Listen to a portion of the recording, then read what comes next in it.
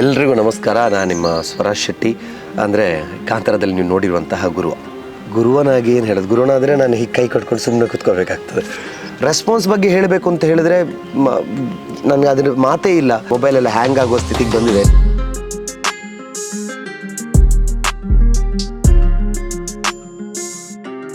ಇಡೀ ವಿಶ್ವದಲ್ಲಿ ನೋಡಿದಿರೋಂಥ ಒಂದು ಕ್ಲೈಮ್ಯಾಕ್ಸ್ ಈ ಸಿನಿಮಾದಲ್ಲಿದೆ ಅಂತ. ಆ ಕ್ಲೈಮ್ಯಾಕ್ಸ್ನಲ್ಲಿ ರಿಷಬ್ ಶೆಟ್ಟಿ ಅವರು ಕೊಟ್ಟಂತ ಪಾತ್ರಕ್ಕೆ ತಾವು ಅವರಿಗೆ ಸ್ವಲ್ಪ ತಯಾರಿಗಳನ್ನು ಮಾಡಿದ್ದೀರಿ ಅಂತ, ಅದು ನಿಜವಾ? ಏನು ನಿಮ್ಮ 20 ನಿಮಿಷ ನೋಡ್ತೀರಲ್ವಾ, ಅದರಲ್ಲಿ ವಿಕ್ರಮ್ ಸರ್ ಜೊತೆ ಈ ಗುಳಿಗನ ಒಂದು ಏನು ಬರುತ್ತೆ ಅದನ್ನು ನೀಟಾಗಿ ಕೊರಿಯೋಗ್ರಾಫ್ ಮಾಡಲಿಕ್ಕೆ ನನಗೊಂದು ಸಿಕ್ಕಿದಂಥ ಭಾಗ್ಯ ಅದು.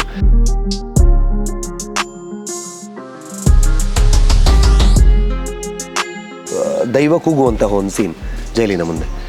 ಈ ಸೀನ್ ನಿಮಗೆ ಹೇಗೆ ಸ್ಪೆಷಲು, ಅದನ್ನು ಮಾಡುವಾಗ ನನಗಷ್ಟೇ ಸ್ಪೆಷಲ್ ಆಗಿತ್ತು. ಯಾಕೆಂದರೆ ಎಲ್ಲ ಸೀಟಲ್ಲಿ ಹಿಂಗಿದ್ದವರು ಒಂದೇ ಸರಿ ಎಲ್ಲ ಅಂದರೆ ವೇವ್ಸ್ ಥರ ಆಗಿದೆ. ಒಂದು ಪೀರಿಯಡ್ ಬರುತ್ತೆ, ಈ ಕಡೆ ಸೀರಿಯಲ್ ಅವರು ಕಾಲ್ ಮಾಡ್ತಿದ್ದಾರೆ ನನಗೆ, ಈ ಕಡೆ ಇಲ್ಲಿ ಕಾಂತಾರದಲ್ಲಿ ಅವರು ಕಾಲ್ ಮಾಡ್ತಿದ್ದಾರೆ. ಸಸಿತ್ಲು ಅಲ್ಲಿ ನಾಟಕ ಸೇಮ್ ಕ್ಲಾಶಿಂಗ್. ಕಾಂತಾರ ವರ್ಸಸ್ ಶಿವದತ್ತುಗಳಿಗೆ ಯಾವಾಗ ನಡೆಸ್ತಾನೆ ಇದ್ದದ್ದು. ರಿಷಭನ್ನು ನನ್ನ ಮೇಲೆ ಎಷ್ಟು ಕೋಪದಲ್ಲಿದ್ದು ಅಂದರೆ, ಕೆಲವು ಡ್ರೈವರ್ಗಳಿದ್ದಾರೆ ನನ್ನ ಪರಿಚಯವಾದವರು, ಅವರೆಲ್ಲ ಹೇಳ್ತಾ ಇದ್ರು, ನಮ್ಮಲ್ಲ ಡ್ರೆಸ್ ತೆಗೆದಿದ್ದೇನೆ, ಗುಳಿಗೊಂದು ಮೇಕಪ್ ತೆಗೆದಿಲ್ಲ, ಹೆಲ್ಮೆಟ್ ಹಾಕೊಂಡು ಬಂದಿದ್ದೇನೆ ಬೈಕಲ್ಲಿ. ಬಂದು ಕೆಳಗಡೆ ಹೇಳ್ತೇನೆ, ನಮ್ಮ ಗಗನಮೂರ್ತಿ ಸರ್ ಅವರ ಹೊಂಬಾಳೆ ಮ್ಯಾನೇಜರ್ ನನ್ನ ಮುಂದೆ ಬಂದು ನನ್ನ ಬೈಲಿಕ್ಕೆ ರೆಡಿಯಾಗಿ ನಿಂತಿದ್ದಾರೆ. ನಿನಗೋಸ್ಕರ 1.5 ಗಂಟೆ ತನಕ ಅವ್ರು ಕಾಯ್ಬೇಕು, 150 ಅಂತ ನಾನು ಹೆಲ್ಮೆಟ್ ತೆಗೆದೆ. ಅವ್ರು ಈಗ ನೋಡಿ, ಗುರುವರೇ ನೀವು ಹೋಗಿ. ಅವ್ರಿಗೆ ಅದು ಹೇಗೆ ಆಗಿರ್ಬೋದು, ಯಾಕೆಂದರೆ ನಾನು ಹೆದರಿಕೆಯಿಂದ ಶಿವರ್ ಆಗ್ತಾ ಇದ್ದೇನೆ. ಅವರಿಗೆ ಅದು ಹೇಗೆ ಫೀಲ್ ಆಗಿರುತ್ತೆ ಅಂತ ನನಗೆ ಗೊತ್ತಿಲ್ಲ ಆ ಮೇಕಪ್ಪಲ್ಲಿ. ಈ ಕೋಲದ ದಿವಸ ಏನಾಯಿತು ಅಂತ ಹೇಳಿದ್ರೆ, ರಿಷಭನ್ನ ನನಗೆ ಬಂದು ಕೈ ಮುಗಿದು ಒಂದು ಮಾತು ಹೇಳಿದ್ರು, ನಾನು ನಿನ್ಗೆ ಏನೇನೆಲ್ಲ ಹೇಳಿದ್ರು ತಪ್ಪಾಯಿತು ಅಂತ. ಅಯ್ಯೋ ಬೇಡ ಅಂತೇಳಿ, ಅಯ್ಯೋ ಮಾಡ್ಲಿಕ್ಕೆ ಹೋಗ್ಬೇಡ, ನೀನು ಈ ವೇಷದಲ್ಲಿ ನೋಡಿದ್ಮೇಲೆ ನನಗೆ ಅದು ಏನು ಒಳಗಡೆಯಿಂದ ಫೀಲ್ ಬರ್ತಾ ಇದೆ ಅಂತಲೇ ಗೊತ್ತಿಲ್ಲ, ಸಂಪೂರ್ಣ ಕಲಾವಿದ ನೀನು ಅಂತ ಹೇಳಿ ಈಗ ಮಾಡಿದ್ರು. ಅದು ನಿಜವಾಗ್ಲೂ ಹೇಳ್ತೀನಲ್ವ, ನನಗಾಗಲೇ ನ್ಯಾಷನಲ್ ಅವಾರ್ಡ್ ರಿಷಭನ್ನ ಕೈಯಲ್ಲಿ ಕೊಟ್ಟಾಗಿದೆ ಅವರು ಹೇಳುವ ಒಂದು ಮಾತು. ಹಾಗೆ ಯಾರೆಲ್ಲ ಸಿನಿಮಾ ನೋಡಿಲ್ವೋ ದಯಮಾಡಿ ಈ ಸಂದರ್ಶನ ನೋಡ್ಲಿಕ್ಕೆ ಹೋಗಬೇಡಿ, ಯಾಕಂದರೆ ನಾವು ಸ್ವಲ್ಪ ವಿಷಯಗಳನ್ನ ಬಿಸಿಟ್ಟಿದ್ದೇವೆ. ದಯಮಾಡಿ ಇದೊಂದು ನೆನ್ಪಿಟ್ಕೊಳ್ಳಿ, ನಾನು ಈ ಇಂಟರ್ವ್ಯೂನ ಸಿನಿಮಾ ನೋಡಾದ್ಮೇಲೆ ನಾನು ನೋಡಿ.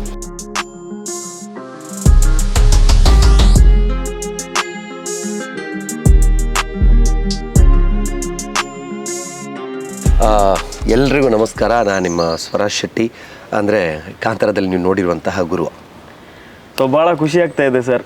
ನಿಮ್ಮ ಕಳೆದ ನಾವು ರಿಲೀಸ್ಗೆ ಮೊದಲು ತಮ್ಮ ಒಂದು ಇಂಟರ್ವ್ಯೂನ ಮಾಡಿದ್ವಿ, ಅತ್ಯುತ್ತಮವಾದಂಥ ರೆಸ್ಪಾನ್ಸ್ ಪಬ್ಲಿಕ್ ಖಂಡಿತವಾಗ್ಲೂ ನೋಡಿದೆ. ಒಂದು 4 ಲಕ್ಷ ಜನ ನೋಡಿದ್ದೀರಾ, ಅದಕ್ಕೂ ಧನ್ಯವಾದಗಳು. ಫಸ್ಟ್ ಆಫ್ ಆಲ್ ಅದನ್ನು ಮಾಡಿಕೊಟ್ಟಿದ್ದು ನೀವು. ಅಂದರೆ ಫಸ್ಟ್ ಅಂದರೆ ನನ್ನ ಬಗ್ಗೆ ಒಂದು ಇಂಟರ್ವ್ಯೂ ಮಾಡಿದವರು ನೀವು, ಈ ಸಿನಿಮಾದ ಬಗ್ಗೆ. ಇದಕ್ಕೆ ನಾನು ಆಭಾರಿಯಾಗಿದ್ದೇನೆ. Thank you so much. So ನಾವು ಕೂಡ ಸಿನಿಮಾನ ಥಿಯೇಟ್ರ್ನಲ್ಲಿ ನೋಡಿದ್ವಿ. ಆ ಒಂದು ವೈಭವ ಅಂದರೆ ನಾವೇ ಸಿನಿಮಾದವರಾಗಿ ನಮ್ಮ ಊರಲ್ಲೇ ನಮಗೆ ಟಿಕೆಟ್ ಸಿಗದಷ್ಟು ಕೂಡ ಹೌಸ್ಫುಲ್ ಆಗಿದೆ. ಭಾಳ ಖುಷಿ ಆಗ್ತಾ ಇದೆ. ಬಹುಶಃ ಸಾಕಷ್ಟು ಸಿನಿಮಾಗಳನ್ನು ತಾವು ಮಾಡಿದ್ರೂ ಕೂಡ ಈ ಸಿನಿಮಾದಲ್ಲಿ ಸಿಕ್ಕಂತಹ ಒಂದು ರೆಸ್ಪಾನ್ಸ್, ಪಬ್ಲಿಕ್ ಗುರುತಿಸುವಿಕೆ ತಾವು ಮಾಡಿದ ಪಾತ್ರಕ್ಕೆ ಬಹುಶಃ ಈ ಹಿಂದಿನ ಯಾವ ಸಿನಿಮಾಕ್ಕೂ ಸಿಕ್ಕಿಲ್ಲ ಅಂತ ಅನ್ಕೋತೀನಿ. ಖಂಡಿತವಾಗ್ಲೂ. ಏನು ಹೇಳ್ತೀರಿ ಗುರುವನಾಗಿ ಏನು ಹೇಳೋದು, ಗುರುವನಾದರೆ ನಾನು ಹೀಗೆ ಕೈ ಕಟ್ಕೊಂಡು ಸುಮ್ಮನೆ ಕೂತ್ಕೋಬೇಕಾಗ್ತದೆ. ಅದೇ ಹೇಳಿದ್ನಲ್ಲ, ನನಗೆ ಎಲ್ಲ ರೋಲ್ಗಳನ್ನು ಮಾಡಿದ್ದೀನಿ. ನಾನು ಕಳೆದ ನನ್ನ ಇಂಟರ್ವ್ಯೂಲ್ಲೇ ಹೇಳಿದ್ದೆ ಒಂದು ಮಾತನ್ನು, ಏನಂದರೆ ಈ ಪಾತ್ರವನ್ನು ಮಾಡಲಿಕ್ಕೆ ನನ್ನ ಕೈಲಿ ಆಗುತ್ತಾ ಇಲ್ವೋ ಅನ್ನೋದೇ ನನಗೆ ನಿಜವಾಗ್ಲೂ ಒಂದು ಡೌಟ್ ಇತ್ತು. ಬಟ್ ಅಂದರೆ ಎಲ್ಲರೂ ಅದನ್ನು ಪುಷ್ ಮಾಡಿ, ಇಲ್ಲ ನಿನ್ನ ಕೈಲಿ ಸಾಧ್ಯವಾಗುತ್ತೆ ಅಂತ ಹೇಳಿ ನನಗೆ ಕೊಟ್ಟಂತಹ ಒಂದು ಏನು ಹೇಳ್ತಾರೆ ಬ್ಯಾಕ್ ಸಪೋರ್ಟಿಂದ ನಾನು ಈ ಕ್ಯಾರೆಕ್ಟರ್ನ ಮಾಡಿದೆ. ಬಟ್ ನನಗೆ ಗೊತ್ತಿಲ್ಲದೆ ನನ್ನ ಆ ಮುಖದಲ್ಲಿ ಅದು ದೈವೇಚ್ಛೆ ಆಗಿರ್ಬೋದು, ಆ ಪಂಜುರ್ಲಿಯ ದಯೆ ನನ್ನ ಮೇಲೆ ಇರ್ಬೋದು, ನಾನು ನಂಬಿಕೊಂಡು ಬಂದಂತಹ ಆ ಗುಳಿಗನ ದಯೆನೂ ಸದಾ ನನ್ನ ಮೇಲೆ ಇರುತ್ತೆ. ಅದು ಇದ್ದದಕ್ಕೇ ಎಲ್ಲರೂ ಈಗ ಹೇಳ್ತಾರೆ ನನ್ನ ಮುಖವನ್ನು ನೋಡಿ, ಎಂಥ ದೈವ ಕಲೆ ನಿನ್ನ ಮುಖದಲ್ಲಿತ್ತು ಅಂತ. ಇಷ್ಟು ಜನ ನನ್ನನ್ನು ಹೊಗಳಲಿಕ್ಕೆ ಕಾರಣ ಆ ಕಲೆ ಆಗಿರ್ಬೋದು. ಮೊದಲಿಗೆ ನಾನು ಆ್ಯಕ್ಟ್ ಮಾಡೋದಕ್ಕಿಂತ ಮುಂಚೆ ನಾನು ಜಾಸ್ತಿ ಅದರಲ್ಲಿ ಮಾತಾಡಲಿಲ್ಲ, ಜಾಸ್ತಿ ಆ್ಯಕ್ಟಿಂಗ್ ಪರ್ಫಾರ್ಮೆನ್ಸ್ ಕೆಲವು ಜಾಗದಲ್ಲಿ ತೋರಿಸಿದ್ದೇನೆ. ಬಟ್ ನಾರ್ಮಲಿ ನಾನು ಕೆಲವು ಜಾಗದಲ್ಲಿ ಸುಮ್ಮನೆ ನಿಂತ್ಕೊಂಡಿದ್ದವ, ಆದರೂ ನನ್ನ ಮುಖದಲ್ಲಿದ್ದ ಆ ಕಲೆ ಜನಗಳನ್ನು ಆಕರ್ಷಿಸಿದೆ ಅಂದರೆ ಅದು ನಾರ್ಮಲಿ ನಾನು ಹೇಳೋದು ಅದು ಆ ದೈವದಿಂದ ಬಂದಂತಹದ್ದು, ಬೇರೆ ಏನು ಹೇಳಲಿಕ್ಕೆ ಆಗೋದಿಲ್ಲ. ರೆಸ್ಪಾನ್ಸ್ ಬಗ್ಗೆ ಹೇಳಬೇಕು ಅಂತ ಹೇಳಿದ್ರೆ ನನಗೆ ಅದ್ರ ಮಾತೇ ಇಲ್ಲ. ಯಾಕೆಂದರೆ ಏನು ಹೇಳ್ತಾರಲ್ಲ, ಮೊಬೈಲೆಲ್ಲ ಹ್ಯಾಂಗ್ ಆಗೋ ಸ್ಥಿತಿಗೆ ಬಂದಿದೆ. ನಮ್ಮಂತಲ್ಲ, ಕಾಂತಾರದಲ್ಲಿ ಪರ್ಫಾರ್ಮ್ ಮಾಡಿದ್ದ ಎಲ್ಲ ಆ್ಯಕ್ಟರ್ಗಳದ್ದು ಅದೇ ಆಗಿದೆ. ಯಾರ ಹತ್ರ ಫೋನ್ ಮಾಡಿ ಕೇಳಿದ್ರು ಅದನ್ನೇ ಹೇಳ್ತಿದ್ದಾರೆ. ಅಷ್ಟು ಟ್ಯಾಗ್ ಆಗ್ತಿದೆ, ಅಷ್ಟು ಫಾಲೋವರ್ಸ್ ಜಾಸ್ತಿ ಆಗ್ತಿದೆ ಸೋಷಿಯಲ್ ಮೀಡಿಯಾದಲ್ಲಿ. ಹಾಗೆ ಅಲ್ಲ, ಹೊರಗಡೆನೂ ಅಷ್ಟೇ. ಮೊನ್ನೆ ಒಂದು ಪ್ರೊಸೆಷನ್ಗೆ ಹೋಗಿದ್ದೆ, ಅಲ್ಲೂ ಕೂಡ ಅಷ್ಟೇ ಜನ ಮುತ್ತಿಗೆ ಆಗ್ತಿದ್ದಾರೆ. ಅಂದರೆ ತುಂಬ ಜನ ಹತ್ತಿರ ಬಂದು ಫೋಟೋಸ್ ತೆಗೊಳ್ಳೋದಾಗಲಿ, ಅವರ ಪ್ರೀತಿಯನ್ನು ಹೇಳ್ಕೊಳ್ಳೋದಾಗಲಿ. ಇನ್ನೊಂದು ಖುಷಿ ಏನಂದರೆ, ಬರೀ ನನ್ನ ಒಂದು ಪಾತ್ರದ ಬಗ್ಗೆ ಹೇಳುವಾಗ ಆ ದೈವದ ವಿಷಯವನ್ನು ತುಂಬ ಹೇಳ್ತಾರೆ ಅವರು. ಬಂದ ಕೂಡಲೇ ಸರ್ ತುಂಬ ಚೆನ್ನಾಗಿತ್ತು, ದೈವದ ಹಾಗಿತ್ತು ಹೀಗಿತ್ತು ಅಂತೆಲ್ಲ ಹೇಳಿ. ಸೊ ಆ ದೈವದ ಜೊತೆ ನನ್ನ ಹೆಸರು ಒಂದು ಕೇಳಿಕೊಳ್ಳುವಾಗ ನಂಗೆ ತುಂಬ ಖುಷಿ ಆಗ್ತದೆ. ಯಾಕಂದರೆ ನಾವೊಂದು ಅಷ್ಟು ಭಕ್ತಿಯಿಂದ ಅದನ್ನು ಕೈ ಮುಗಿದು ಆರಾಧಿಸುವಾಗ ಅದು ನಮಗೇನೋ ಒಂದು ಕೊಟ್ಟಿದೆ ಅಂತ ಕಣ್ಣಾರೆ ಕಾಣುವಾಗ ನಮಗೊಂದು ತುಂಬ ಖುಷಿಯಾಗಿರುವ ವಿಷಯ. ಇನ್ನೊಂದು ಇವತ್ತು ಬೆಳಿಗ್ಗೆ ಕೂಡ ಅಷ್ಟೇ ತುಂಬ ಜನನ ಭೇಟಿಯಾದೆ. ಅವರೆಲ್ಲರೂ ತುಂಬ ಅಂದರೆ ಹೇಗೆ ಅನಿಸ್ತಾ ಇದೆ ಅಂದರೆ ಒಂದು ಯಾವಾಗಲೂ ಹೇಳ್ತಾ ಇದ್ದೆ, ಇನ್ನೂ ನಾನು ದೊಡ್ಡ ಸಮುದ್ರದಲ್ಲಿ ಚಿಕ್ಕ ಮೀನು ಇನ್ನೂ ಬಂದಿಲ್ಲ ಒಳಗೆ ಅಂತ ಹೇಳಿ. ಇವತ್ತು ಆ ಸಮುದ್ರದಲ್ಲಿ ಈಜ್ತಾ ಇದ್ದೇನೆ. ನನಗೊಂದೇನೋ ಹೇಳ್ತಾರಲ್ಲ ಈ ಫಿಶ್ಗಳು ಆ ಫಿನ್ಸನ್ನು ನೀಟಾಗಿ ಅಲ್ಲಾಡಿಸ್ಕೊಂಡು ಸ್ವಿಮ್ ಮಾಡಲಿಕ್ಕೆ ಸ್ಟಾರ್ಟ್ ಮಾಡಿದ್ದೇನೆ. ದೊಡ್ಡ ದೊಡ್ಡ ತಿಮಿಂಗಳ ಮುಂದೆ ಹೋಗಲಿಕ್ಕಿದೆ. ಇನ್ನೊಂದು ಅದಕ್ಕೆ ಈ ಕಾಂತಾರ ನೋಡಿದಂತಹ ಈ ಗುರುವ ಅನ್ನುವ ಈ ಚಿಕ್ಕ ಪಾತ್ರವಾದರೂ ಅದನ್ನು ಇಷ್ಟು ಮಟ್ಟಿಗೆ ಬೆಳೆಸಿದಂತಹ ಎಲ್ಲ ಜನಗಳಿಗೆ, ಎಲ್ಲ ನನ್ನ ಪ್ರೀತಿಯ ಅಭಿಮಾನಿಗಳಿಗೆ ನಾನು ಯಾವಾಗಲೂ ಚಿರಋಣಿ. ಹೀಗೆ ನನ್ನನ್ನು ಬೆಳೆಸ್ತಾ ಇರಿ ಅಷ್ಟೇ. ಸೊ ಈಗ ಸಿನಿಮಾ ಮಾಡಿದ್ರಿ, ಸಾಕಷ್ಟು ಇಂಟರ್ವ್ಯೂಗಳನ್ನು ಕೊಟ್ರಿ, ಆ ಒಂದು ಎಕ್ಸ್ಪೆಕ್ಟೇಷನ್ ನಿಮ್ಮಲ್ಲೂ ಕೂಡ ಬಿಲ್ಡ್ ಆಗಿತ್ತು. ಯಾವಾಗ ಮೊದಲ ಶೋ, ನೀವು ಪ್ರೀಮಿಯರ್ ಶೋ ಪಬ್ಲಿಕ್ ಜೊತೆ ಕೂತು ನೋಡಿದಾಗ ಆ ಒಂದು ಅನುಭವ ಹೇಳಬಹುದಾ, ಹೇಗಿತ್ತು ಅಂತ? ನನ್ನ ಅನುಭವ ಬರೀ ಕಣ್ಣಲ್ಲಿ ನೀರು ತುಂಬಿತ್ತಷ್ಟೆ, ಮಾತುಗಳೇ ಇಲ್ಲ. ನೋಡಿ ಈಗಲೂ ಕೂಡ ನನಗೆ ನೀವು ಸಿನಿಮಾ ನೋಡುವಾಗ ಗೂಸ್ ಬಂಪ್ಸ್ ಬರುತ್ತಲ್ಲ, ನನಗೆ ಈಗಲೂ ನಾನು ಭಾವುಕನಾಗ್ತಾ ಇದ್ದೇನೆ. ನನ್ನ ಕೈಲಿ ಅಂದರೆ ಜಾಸ್ತಿ ಖುಷಿನ ತಡ್ಕೊಳ್ಳೋ ಶಕ್ತಿ ಮನುಷ್ಯರಿಗಿರೋದಿಲ್ಲ. ಅಲ್ಲಿ ಹೇಗಾಗಿತ್ತು ಅಂದರೆ, ನಾನು ಶಿವದತ್ತಗಳಿಗೆ ಮಾಡುವಾಗಲೂ ಕೆಲವರು ತುಂಬ ಜನ ಬಂದು ಫೋಟೋಸ್ ತೆಗಿತಾರೆ, ದೊಡ್ಡ ದೊಡ್ಡ ಸೆಲೆಬ್ರಿಟಿಗಳು ಅದ್ರ ಬಗ್ಗೆ ಮಾತಾಡಿದ್ದೂ ಇದೆ. ಆದರೆ ಈ ಒಂದು ಫೀಲ್ ಇದೆಯಲ್ಲ, ಏನು ಹೇಳೋದು, ಅದು ನಾನಲ್ಲ. ಆ್ಯಕ್ಚುಲಿ ನಾನು ನೋಡ್ತಿರುವಾಗ ಸಿನಿಮಾದಲ್ಲಿ ಫಸ್ಟ್ ಆಫ್ ಆಲ್ ಅಷ್ಟು ದೊಡ್ಡ ಸ್ಕ್ರೀನಲ್ಲಿ ನನ್ನನ್ನು ತುಂಬ ವರ್ಷಗಳು ಬಿಟ್ಟು ನೋಡ್ತಿರೋದು ನಾನು. ನನ್ನ ಒಂದೊಂದು ಚಿಕ್ಕ ರೋಲ್ ಬರೋವಾಗಲೂ ಅಷ್ಟು ಜನಗಳು ಒಂದು ಬೊಬ್ಬೆ ಇಡ್ತಾಯಿದ್ರು, ಅಷ್ಟು ಪ್ರೀತಿ ತೋರಿಸ್ತಾಯಿದ್ರು. ಸಿನಿಮಾ ಮುಗ್ದಾದ್ಮೇಲೆ ನಾನು ಎಲ್ಲರ ಮುಖದಲ್ಲಿ ನನ್ನ ರೋಲಿನ ಬಗ್ಗೆ ಏನಾದರೂ ಕೇಳಬೇಕಲ್ವ ನನಗೆ ಅಂತ ಹೇಳುವಾಗ, ನಾನು ಬಾಯಿ ಬಿಡೋಕ್ಕೆ ಮುಂಚೆನೇ ಎಲ್ಲರೂ ಎದ್ದು ಬಂದು ವಿಜಯನ ಫಸ್ಟ್ ಎದ್ದು ಬಂದು ಹೇಳಿದ್ದೊಂದೆ, ಆಂಡು ನಾಟಕಗಳಿಗೆ ಒಂಜಿ ಲಕ್ಕದಂಥದ್ದು ಆಂಡು ನೆಟ್ಲಗಳಿಗೆ ಪೊಗದಾಂಡು ಅಂಡೇರು. ಇಟ್ಸ್ ಲೈಕ್ ನನಗೆ ಅದು ಸಾಧ್ಯವಿಲ್ಲ. ಅವರೊಂದು ತಬ್ಬಿಡಿದ್ರು ನನ್ನನ್ನು, ಅದು ಸಾಕು. ಅವರಿಗೆ ಯಾರೂ ಅಲ್ಲಿ ಮಾತಾಡುವ ಶಕ್ತರಾಗಿರಲಿಲ್ಲ. ಯಾಕೆಂದರೆ ಎಲ್ಲರೂ ಮೂಕವಿಸ್ಮಿತರಾಗಿ ಸುಮ್ಮನೆ ಹೋಗ್ತಾಯಿದ್ರು. ಬಟ್ ನನ್ನನ್ನು ನೋಡುವಾಗ ಎಲ್ಲರೂ ಆ ಒಂದು ಹಗ್ ಮಾಡುವಾಗ ಅವ್ರಿಗೆ ಮಾತಾಡ್ಲಿಕ್ಕೆ ಆಗ್ತಿಲ್ಲ. ಆದರೂ ಒಂದು ನನಗೆ ಕೊಡ್ತಿರೋ ಒಂದು ಅಪ್ಲೋಸ್ ಆಗಲಿ, ಅದು ನನಗೆ ಅರ್ಥ ಆಗ್ತಿತ್ತು. ಓಕೆ, ಇವ್ರಿಗೆ ನನ್ನ ಕ್ಯಾರೆಕ್ಟರ್ ಎಲ್ಲಿ ತನಕ ಮುಟ್ಟಿದೆ ಅಂತ. ನನ್ನ ಫ್ರೆಂಡ್ಸ್ ಎಲ್ಲರೂ, ನನಗೆ ಬೇರೆ ಏನೂ ಆಗಲಿಲ್ಲ. ನಾನು ಬರೀ ಅಳ್ತಾ ಇದ್ದೆ, ಸುಮ್ಮನೆ ಕೂತ್ಕೊಂಡು ನನಗೆಲ್ಲ ಆಗಲಿಲ್ಲ. ಈಗಲೂ ಅದ್ರ ಬಗ್ಗೆ ನೆನೆಸ್ಕೊಂಡ್ರೆ ಅದರಿಂದ ನಾನು ಇನ್ನೂ ಹೊರಗಡೆ ಬಂದಿಲ್ಲ. ಇದೆಲ್ಲ ಕನಸ. ಇಷ್ಟು ದಿವಸ ನಾವು ಕಷ್ಟಪಟ್ಟಿದ್ದು ಇದಕ್ಕೆ, ಈ ಸಕ್ಸಸ್ಗೋಸ್ಕರನೇ ಕಷ್ಟಪಟ್ಟಿದ್ದು. ಬಟ್ ಈ ಸಕ್ಸಸ್ನ ಅನುಭವಿಸ್ಕೊಳ್ಳುವಾಗ ನಮ್ಗನ್ನಿಸ್ತಾ ಇದೆ, ಇದಕ್ಕೆ ನಾವು ಕನಸಿನ ಲೋಕದಲ್ಲಿ ಇದ್ದೀವಿ, ನಮಗಿಷ್ಟು ಜನ ಮಾತಾಡ್ತಿರೋದು ನಮ್ಮ ಬಗ್ಗೆನೇನಾ, ಹೇಗೆ ಅದಲ್ಲ ಅಂತ. ಇನ್ನೊಂದು, ನಮಗೆ ಜಾಸ್ತಿ like we are common man, ಒಂದು ಮಿಡ್ಲ್ ಕ್ಲಾಸ್ ಫ್ಯಾಮಿಲಿಲಿರೋ ಕಾಮನ್ ಮ್ಯಾನ್ ನಾವು. ನಮಗೆ ನಾರ್ಮಲಿಯಾಗಿ ಹೋಗಿ ಅಷ್ಟು ಫ್ಯಾನ್ಸ್ನ ಒಂದೇ ಸರಿ ತಗೊಳ್ಳೋಷ್ಟು ತಾಕತ್ತು ನಮಗಿಲ್ಲ. ಹೊರಗಡೆ ಹೋಗುವಾಗ ಅಷ್ಟು ಜನ ಬಂದು ಮಾತಾಡುವಾಗೆಲ್ಲ ಅವರ ಮುಂದೆ ನಿಂತ್ಕೊಳ್ಳೋ ಅಷ್ಟು ಯೋಗ್ಯತೆ ನಮಗೆ ಇದೆಯಾ ಇಲ್ವೋ ಯಾವುದೂ ಗೊತ್ತಾಗಲ್ಲ. ಯಾಕಂದರೆ ನೋಡಲಿಕ್ಕೆ ಕೆಲವರು ಅಷ್ಟು ಇದಿರ್ತಾರೆ, ಬಂದು ಅವ್ರು ಮಾತಾಡೋ ರೀತಿ. ಮೊನ್ನೆ ಒಂದು ಇಬ್ಬರು ಪ್ರೊಸೆಷನಲ್ಲಿ ಸಿಕ್ಕಿದ್ರು, ಅವರಿಗೆ ನನ್ನನ್ನು ನೋಡಿ ಮಾತೇ ಬರ್ತಿಲ್ಲ, ಕೈಯಲ್ಲೆಲ್ಲ ಆಡಿಸಿ ಸರ್ ಸರ್ ಸರ್ ಅಂತ. ಹಿಂದಿ ಅವರು ಆ್ಯಕ್ಚುಲಿ ಅವ್ರಿಗೆ ನಮ್ಮ ಒಂದು ಈ ಭಾಷೆದ್ದು, ನಮ್ಮ ಈ ಅಂದರೆ ಕಲ್ಚರಿದ್ದು, ದೈವಾರಾಧನೆದ ಬಗ್ಗೆ ಎಲ್ಲ ಅವ್ರಿಗೆ ಗೊತ್ತಿರಲಿಕ್ಕೆ ಚಾನ್ಸ್ ಇಲ್ಲ. ಆದರೂ ಸಹ ಅವರ ಸಿನಿಮಾವನ್ನು ಇಷ್ಟು ಮೆಚ್ಚಿಕೊಂಡು ನನ್ನ ಪಾತ್ರವನ್ನು ಇಷ್ಟರ ತನಕ ನೋಡಿದ್ದಾರೆ ಅಂತ ಹೇಳಿದರೆ ಅದು ದೊಡ್ಡ ವಿಷಯ ನನಗೆ. ಹೇಳಿದಲ್ಲ, ಈ ವಿಷಯದಲ್ಲಿ ಜಾಸ್ತಿ ಮಾತಾಡಲಿಕ್ಕೇ ಆಗ್ತಿಲ್ಲ. ಮತ್ತೊಮ್ಮೆ ನೀವೆಲ್ಲರೂ ನಿಜವಾಗ್ಲೂ ಹೇಳ್ತೇನೆ, ನನಗೆ ದೇವರು ಏನೋ ಕೊಟ್ಟ ಭಾಗ್ಯ ಅಂತ ನಾನು ಅಂದ್ಕೊಳ್ತೇನೆ. ನಿಮ್ಮ ಪ್ರೀತಿ ಹೀಗೆ ಇರಬೇಕಷ್ಟೆ. ಈಗ ನಾವು ಬಿಡುಗಡೆಗೆ ಮೊದಲು ತಮ್ಮ ಸಂದರ್ಶನ ಮಾಡಿದ್ವಿ, ಆಗ ಕೆಲವೊಂದು ನಮಗೇನೆ ರಿಸ್ಟ್ರಿಕ್ಷನ್ಸ್ ಇತ್ತು. ಪಾತ್ರಗಳನ್ನು ಬಿಟ್ಟುಕೊಡಬಾರ್ದು, ಏನು ಮಾಡ್ತಿದ್ದೀರಿ ಅನ್ನೋದನ್ನು ಅಲ್ಲಿ ಎಕ್ಸಾಕ್ಟಾಗಿ ಹೇಳಬಾರ್ದು, ಅದನ್ನು ಜನಗಳು ಸ್ಕ್ರೀನಲ್ಲೇ ನೋಡಬೇಕು, ಆ ಒಂದು ಕಟ್ಟುಪಾಡು ಇತ್ತು. ಒಂದು ಸಲ ಸ್ವರಾಜ್ ಅವ್ರ ಹತ್ರ ಹೇಳೋದಾದರೆ, ಕಾಂತಾರದ ಮೆಮೊರಿನ, ಆ ಶೂಟಿಂಗ್ ದಿನಗಳನ್ನು, ಆ ಕಷ್ಟದ ಸಂದರ್ಭಗಳನ್ನು ತುಂಬ ಟಿಪಿಕಲ್ ಅಂದರೆ ಲೈಕ್ ನೀವೊಂದು ಹೇಳಿದ್ರಿ, ಅದು ಈಗ ನೀವು ಹೇಳ್ಬೋದು, ಲೈಕ್ ಒಂದು ದಿನದಲ್ಲಿ 4 ಕೆಲಸನ ಎಟ್ ದ ಟೈಮ್ ಮಾಡ್ತಾ ಇರೋಂಥ ಆ ಟಫ್ ಸಿಚುವೇಶನ್ನ ಒಂದ್ಸಲ ನೆನಪಿಗೆ ತಗೊಳ್ಳೋದಾದರೆ ಈ ಸಕ್ಸಸ್ ಮೂಮೆಂಟಲ್ಲಿ ಖಂಡಿತ. ಯಾಕೆಂದರೆ ಅದನ್ನು ತಗೊಳ್ಳೇಬೇಕು. ಯಾಕಂದರೆ ಅದನ್ನು ನಾನು ಹೇಳಿಲ್ಲ ಅಂತ ಹೇಳಿದರೆ ಅದು ನನ್ನೊಳಗಡೆ ಉಳಿದು ಬಿಡುತ್ತೆ. ಮೊದಲಿಗೆ ಈ ಸಿನಿಮಾ ನನಗೆ ಬರುತ್ತಿರೋ ಟೈಮಲ್ಲಿ ನಾನು ಮೋಸ್ಟ್ ಪ್ರಾಬಬ್ಲಿ ಅದೇ ಜೂನ್ ಸಮಥಿಂಗ್ ಆ ಟೈಮಲ್ಲಿ ನಾನು ಅಣ್ಣ ತಂಗಿ ಅನ್ನುವಂಥ ಸೀರಿಯಲಲ್ಲಿ ಲೀಡ್ ರೋಲಲ್ಲಿ ಮಾಡ್ತಾಯಿದ್ದೆ. ಅದೊಂದು ಮಾತ್ರ ಮಾಡ್ತಾಯಿದ್ದಿದ್ದು. ಕೊರೋನಾ ಬಂದಿತ್ತು, ಲಾಕ್ಡೌನ್ ಇತ್ತು. ನಾವು ಮಾಡ್ತಿರೋಂಥ ಶಿವದತ್ತ ಗುಳಿಗೆ ಯಾವ ನಾಟಕಗಳು ಪ್ರದರ್ಶನವಿರಲಿಲ್ಲ. ಆ ಟೈಮಲ್ಲಿ ನನಗೆ ಕಾಂತಾರ ಸಿಕ್ತು. ಕಾಂತಾರದ ಡೇಟ್ಸ್ ಹೇಗಿತ್ತು ಅಂದರೆ ಸ್ವಲ್ಪ ಅಂದರೆ ವಾರದಲ್ಲಿ 2 ದಿವಸ, ಇನ್ನೊಂದು ವಾರ ಬಿಟ್ಟು 2 ದಿವಸ ಆ ಥರ ಎಲ್ಲ ಇತ್ತು. ಬಟ್ ನನಗೆ ಸೀರಿಯಲ್ಗೆ ಅದಕ್ಕೂ ಅಂದರೆ ಯಾವ ಕಿರಿಕಿರಿನೂ ಆಗಿರಲಿಲ್ಲ. ನಾನು ಅದನ್ನು ಮಾಡ್ಕೊಂಡು ಅಲ್ಲಿಂದ ಶೂಟಿಂದ ಡೈರೆಕ್ಟ್ ನೈಟ್ ಬಸ್ ಹತ್ಕೊಂಡು ಅಂದರೆ ಸೀರಿಯಲ್ ಶೂಟ್ಗೆ ಹೋಗಿ ಸೀರಿಯಲಿಂದ ಬಂದು ಕಾಂತಾರ ಮಾಡ್ತಾಯಿದ್ದೆ. ನನಗೆ ಯಾವ ಸಮಸ್ಯೆಗಳು ಆಗಿರಲಿಲ್ಲ. ಒಂದು ಶೆಡ್ಯೂಲ್ ಬ್ರೇಕ್ ಆಯಿತು ಕಾಂತಾರದ್ದು. ಶೆಡ್ಯೂಲ್ ಬ್ರೇಕ್ ಆದ ಕೂಡಲೇ ಏನಾಯಿತು ಅಂತ ಹೇಳಿದ್ರೆ, ಆ ಶೆಡ್ಯೂಲ್ ಬ್ರೇಕ್ ಆಗೋ ಟೈಮಲ್ಲಿ ನಮಗೊಂದು ಅನೌನ್ಸ್ಮೆಂಟ್ ಬರುತ್ತೆ. ಏನಂತ ಹೇಳಿದ್ರೆ, ಡಿಸೆಂಬರ್ 10ರಿಂದ ಡಿಸೆಂಬರ್ 26 ತನಕ ಬಾಂಬೆಯಲ್ಲಿ ಶಿವದತ್ತಗಳಿಗೆ ಶೋ ಇದೆ ಅಂತ ಒಂದು ಪೇಪರ್ ಕ್ಲಿಪ್ಪಿಂಗ್ ವಿಜಯನ ಕಳಿಸ್ತಾರೆ ನನಗೆ. ನಾವು ಯಾವಾಗ ಎಲ್ಲಿದ್ದೀವಿ, ಸೆಪ್ಟೆಂಬರಲ್ಲಿದ್ದೀವಿ. ಸೊ ನಾನು ಪ್ರಕಾಶನ ಹತ್ರ ಒಂದು ಮಾತು ಕೇಳ್ತೇನೆ, ಪ್ರಕಾಶನ ನನಗೆ ಡಿಸೆಂಬರಲ್ಲಿ ಶೋ ಇರುತ್ತೆ. ನಾನು ಆಗಲೇ ಎಲ್ಲ ಜಾಗದಲ್ಲೂ ರಿಷಭನನ್ನು ಮೊನ್ನೆ ಹೇಳಿದ್ದಾರೆ, ಈ ನನ್ನ ಪಾತ್ರ ಇದ್ದದ್ದು ಚಿಕ್ಕದು, ಅದು ಆಮೇಲೆ ಬೆಳೀತಾ ದೊಡ್ಡದಾದದ್ದು. ಸೊ ಆ ಟೈಮಲ್ಲಿ ಪ್ರಕಾಶನ ರೀತಿ ಇದ್ದದಾಗೆ ಅವರು ಹೇಳಿದರು, ಇಲ್ಲ ಡಿಸೆಂಬರಲ್ಲಿ ಶೂಟ್ ಇರಲಿಕ್ಕೆ ಚಾನ್ಸೇ ಇಲ್ಲ, ಡಿಸೆಂಬರಲ್ಲಿ ಇದ್ದರೆ ಕಂಬಳದ್ದು ಅದು ಇದು ಎಂತಾದರೂ ಬೇರೆ ಇರ್ಬೋದು, ನಿಂದಿರಲಿಕ್ಕಿಲ್ಲ, ನಿಂದು ಅಷ್ಟರೊಳಗಡೆ ಮುಗಿಯುತ್ತೆ ಅಂತ ಹೇಳಿದ್ರು. ಸೊ 2 ಸೈಡ್ ಕ್ಲಿಯರ್ ಆಗಿತ್ತು, ಯಾವ ಸಮಸ್ಯೆಗಳು ಇರಲಿಲ್ಲ. ಇಲ್ಲೇನಾಯಿತು ಅಂದರೆ ಸೀರಿಯಲ್ ಅವರಿಗೆ ನಾನೊಂದು ಮಾತು ಹೇಳಿದೆ, ಸರ್ ಈ ರೀತಿ ಇದೆ. ಅವ್ರು ಹೇಳಿದ್ರು ಪ್ರಾಬ್ಲಮ್ ಇಲ್ಲ, ನಮ್ಮದು ಶೂಟೆಲ್ಲ ನಡೆಯೋದು 1ರಿಂದ 10 ತನಕ, 1ರಿಂದ 10ರಲ್ಲಿ ನಾವು ಮುಗಿಸ್ತೇವೆ ಅಂತ ಹೇಳಿದ್ರು. ಆಯಿತು ಅಂತೆಲ್ಲ ಒಪ್ಕೊಂಡು ಎಲ್ಲ ಮಾಡಿ ಆಯಿತು. ದಿನಗಳು ಕಳೀತಾ ಹೋಗುವಷ್ಟರಲ್ಲಿ ಅಲ್ಲಿ ಸೆಂಟ್ರಲ್ಲಿ ನಿಮಗೆ ಗೊತ್ತಿರ್ಬೋದು, ಒಂದು ಸೈಕ್ಲೋನ್ ಎಫೆಕ್ಟ್ ಆಗಿ ಮಳೆ ಜೋರಾಗಿ ಬರೋಕ್ಕೆ ಶುರುವಾಯಿತು. ಮಳೆ ಜೋರಾಗಿ ಬರೋಕ್ಕೆ ಶುರುವಾಗ ಔಟ್ಡೋರಲ್ಲಿ ಇದ್ದಿದ್ದು ಸಿನಿಮಾ ಆಗಲಿ ಸೀರಿಯಲ್ ಆಗಲಿ ಎಲ್ಲವೂ ಸ್ವಲ್ಪ ಕಲ್ಲೋಲ ಆಯಿತು. ನಮ್ಮ ನಾಟಕಗಳು ಹಾಗೆ ಬುಕ್ ಆಗಿದ್ದ ನಾಟಕಗಳೆಲ್ಲ ಫಾರ್ವರ್ಡ್ ಹೋಗೋಕ್ಕೆ ಸ್ಟಾರ್ಟ್ ಆಯಿತು. ಸೊ ಹೀಗೆ ಫಾರ್ವರ್ಡ್ ಹೋಗ್ತಾ ಇದೆ. ಹೋಗೋ ಟೈಮಲ್ಲಿ ಇಲ್ಲೊಂದು ಅನೌನ್ಸ್ಮೆಂಟ್ ಆಗುತ್ತೆ, ಏನಂದರೆ 2 ತಿಂಗಳು ಶೂಟಿಂಗ್ ಇಲ್ಲ ಅಂತ, ಅಕ್ಟೋಬರಲ್ಲಿ ಮತ್ತು ನವೆಂಬರಲ್ಲಿ ಶೂಟ್ ಇರಲ್ಲ ಅಂತ. ಏನಾಗಿದೆ ಅಂದರೆ ಫುಲ್ ಸೆಟ್, ಕಾಂತಾರ ಸಿನಿಮಾ ನೋಡಿದವ್ರಿಗೆ ಗೊತ್ತಿರುತ್ತೆ, ಅದೆಲ್ಲ ಸೆಟ್. ಆ ಸೆಟ್ಟೆಲ್ಲ ನೀರಲ್ಲಿ ಸ್ವಲ್ಪ ಕೊಚ್ಕೊಂಡು ಹೋಗಿ ಎಲ್ಲ ಹಾಳಾಗಿತ್ತು, ಅದೆಲ್ಲ ರೀಕನ್ಸ್ಟ್ರಕ್ಟ್ ಮಾಡ್ತಾಯಿದ್ರು ಅವರು. ಸೊ ಇದೆಲ್ಲ ಅಲ್ಲಿ ನಡೀತಾ ಇತ್ತು. ನನಗೆ ಕಾಲ್ ಇಲ್ಲ ಹೊಂಬಾಳೆಯಿಂದ. ನಾನು ಬಾಬು ಸರ್ ಹತ್ರ ಕಾಲ್ ಮಾಡಿ ಕೇಳ್ತಿದ್ದೆ, ಸರ್ ಯಾವಾಗೆಲ್ಲ. ಅವರು ಇಲ್ಲ ರೆಡಿ ಮಾಡ್ತಾ ಇದ್ದೀವಿ, ಖಂಡಿತವಾಗ್ಲೂ ನಿಮ್ಗೆ ಕಾಲ್ ಮಾಡ್ತೀವಿ ಅದನ್ನೆಲ್ಲ ಹೇಳ್ತಾಯಿದ್ರು. So I was like okay done. ನಾನು ಸೀರಿಯಲ್ ಮಾಡ್ತಾನೆ ಇದ್ದೆ, ಈ ಕಡೆ ಡ್ರಾಮಾ ಸೀರಿಯಲ್. ಅದು ಹೇಗೆ ಮ್ಯಾನೇಜ್ ಮಾಡ್ತಾ ಇದೆ ಅಂದರೆ, ಸೀರಿಯಲಿಂದ ನೈಟೆಲ್ಲ ಬೆಳಿಗ್ಗೆ ತನಕ ಸೀರಿಯಲ್ ಮಾಡೋದು, ಮಧ್ಯಾಹ್ನವರೆಗೆ ಶೂಟ್ ಮಾಡಿ ಮಧ್ಯಾಹ್ನದಿಂದ ಕಾರ್ ಹತ್ಕೊಂಡು ಡ್ರೈವ್ ಮಾಡಿಕೊಂಡು ಇಲ್ಲಿ ಮಂಗಳೂರಿಗೆ ಬಂದು ಇಲ್ಲಿ ಶಿವದತ್ತಗಳಿಗೆ ನಾಟಕ ಮಾಡ್ತಿದ್ದೆ.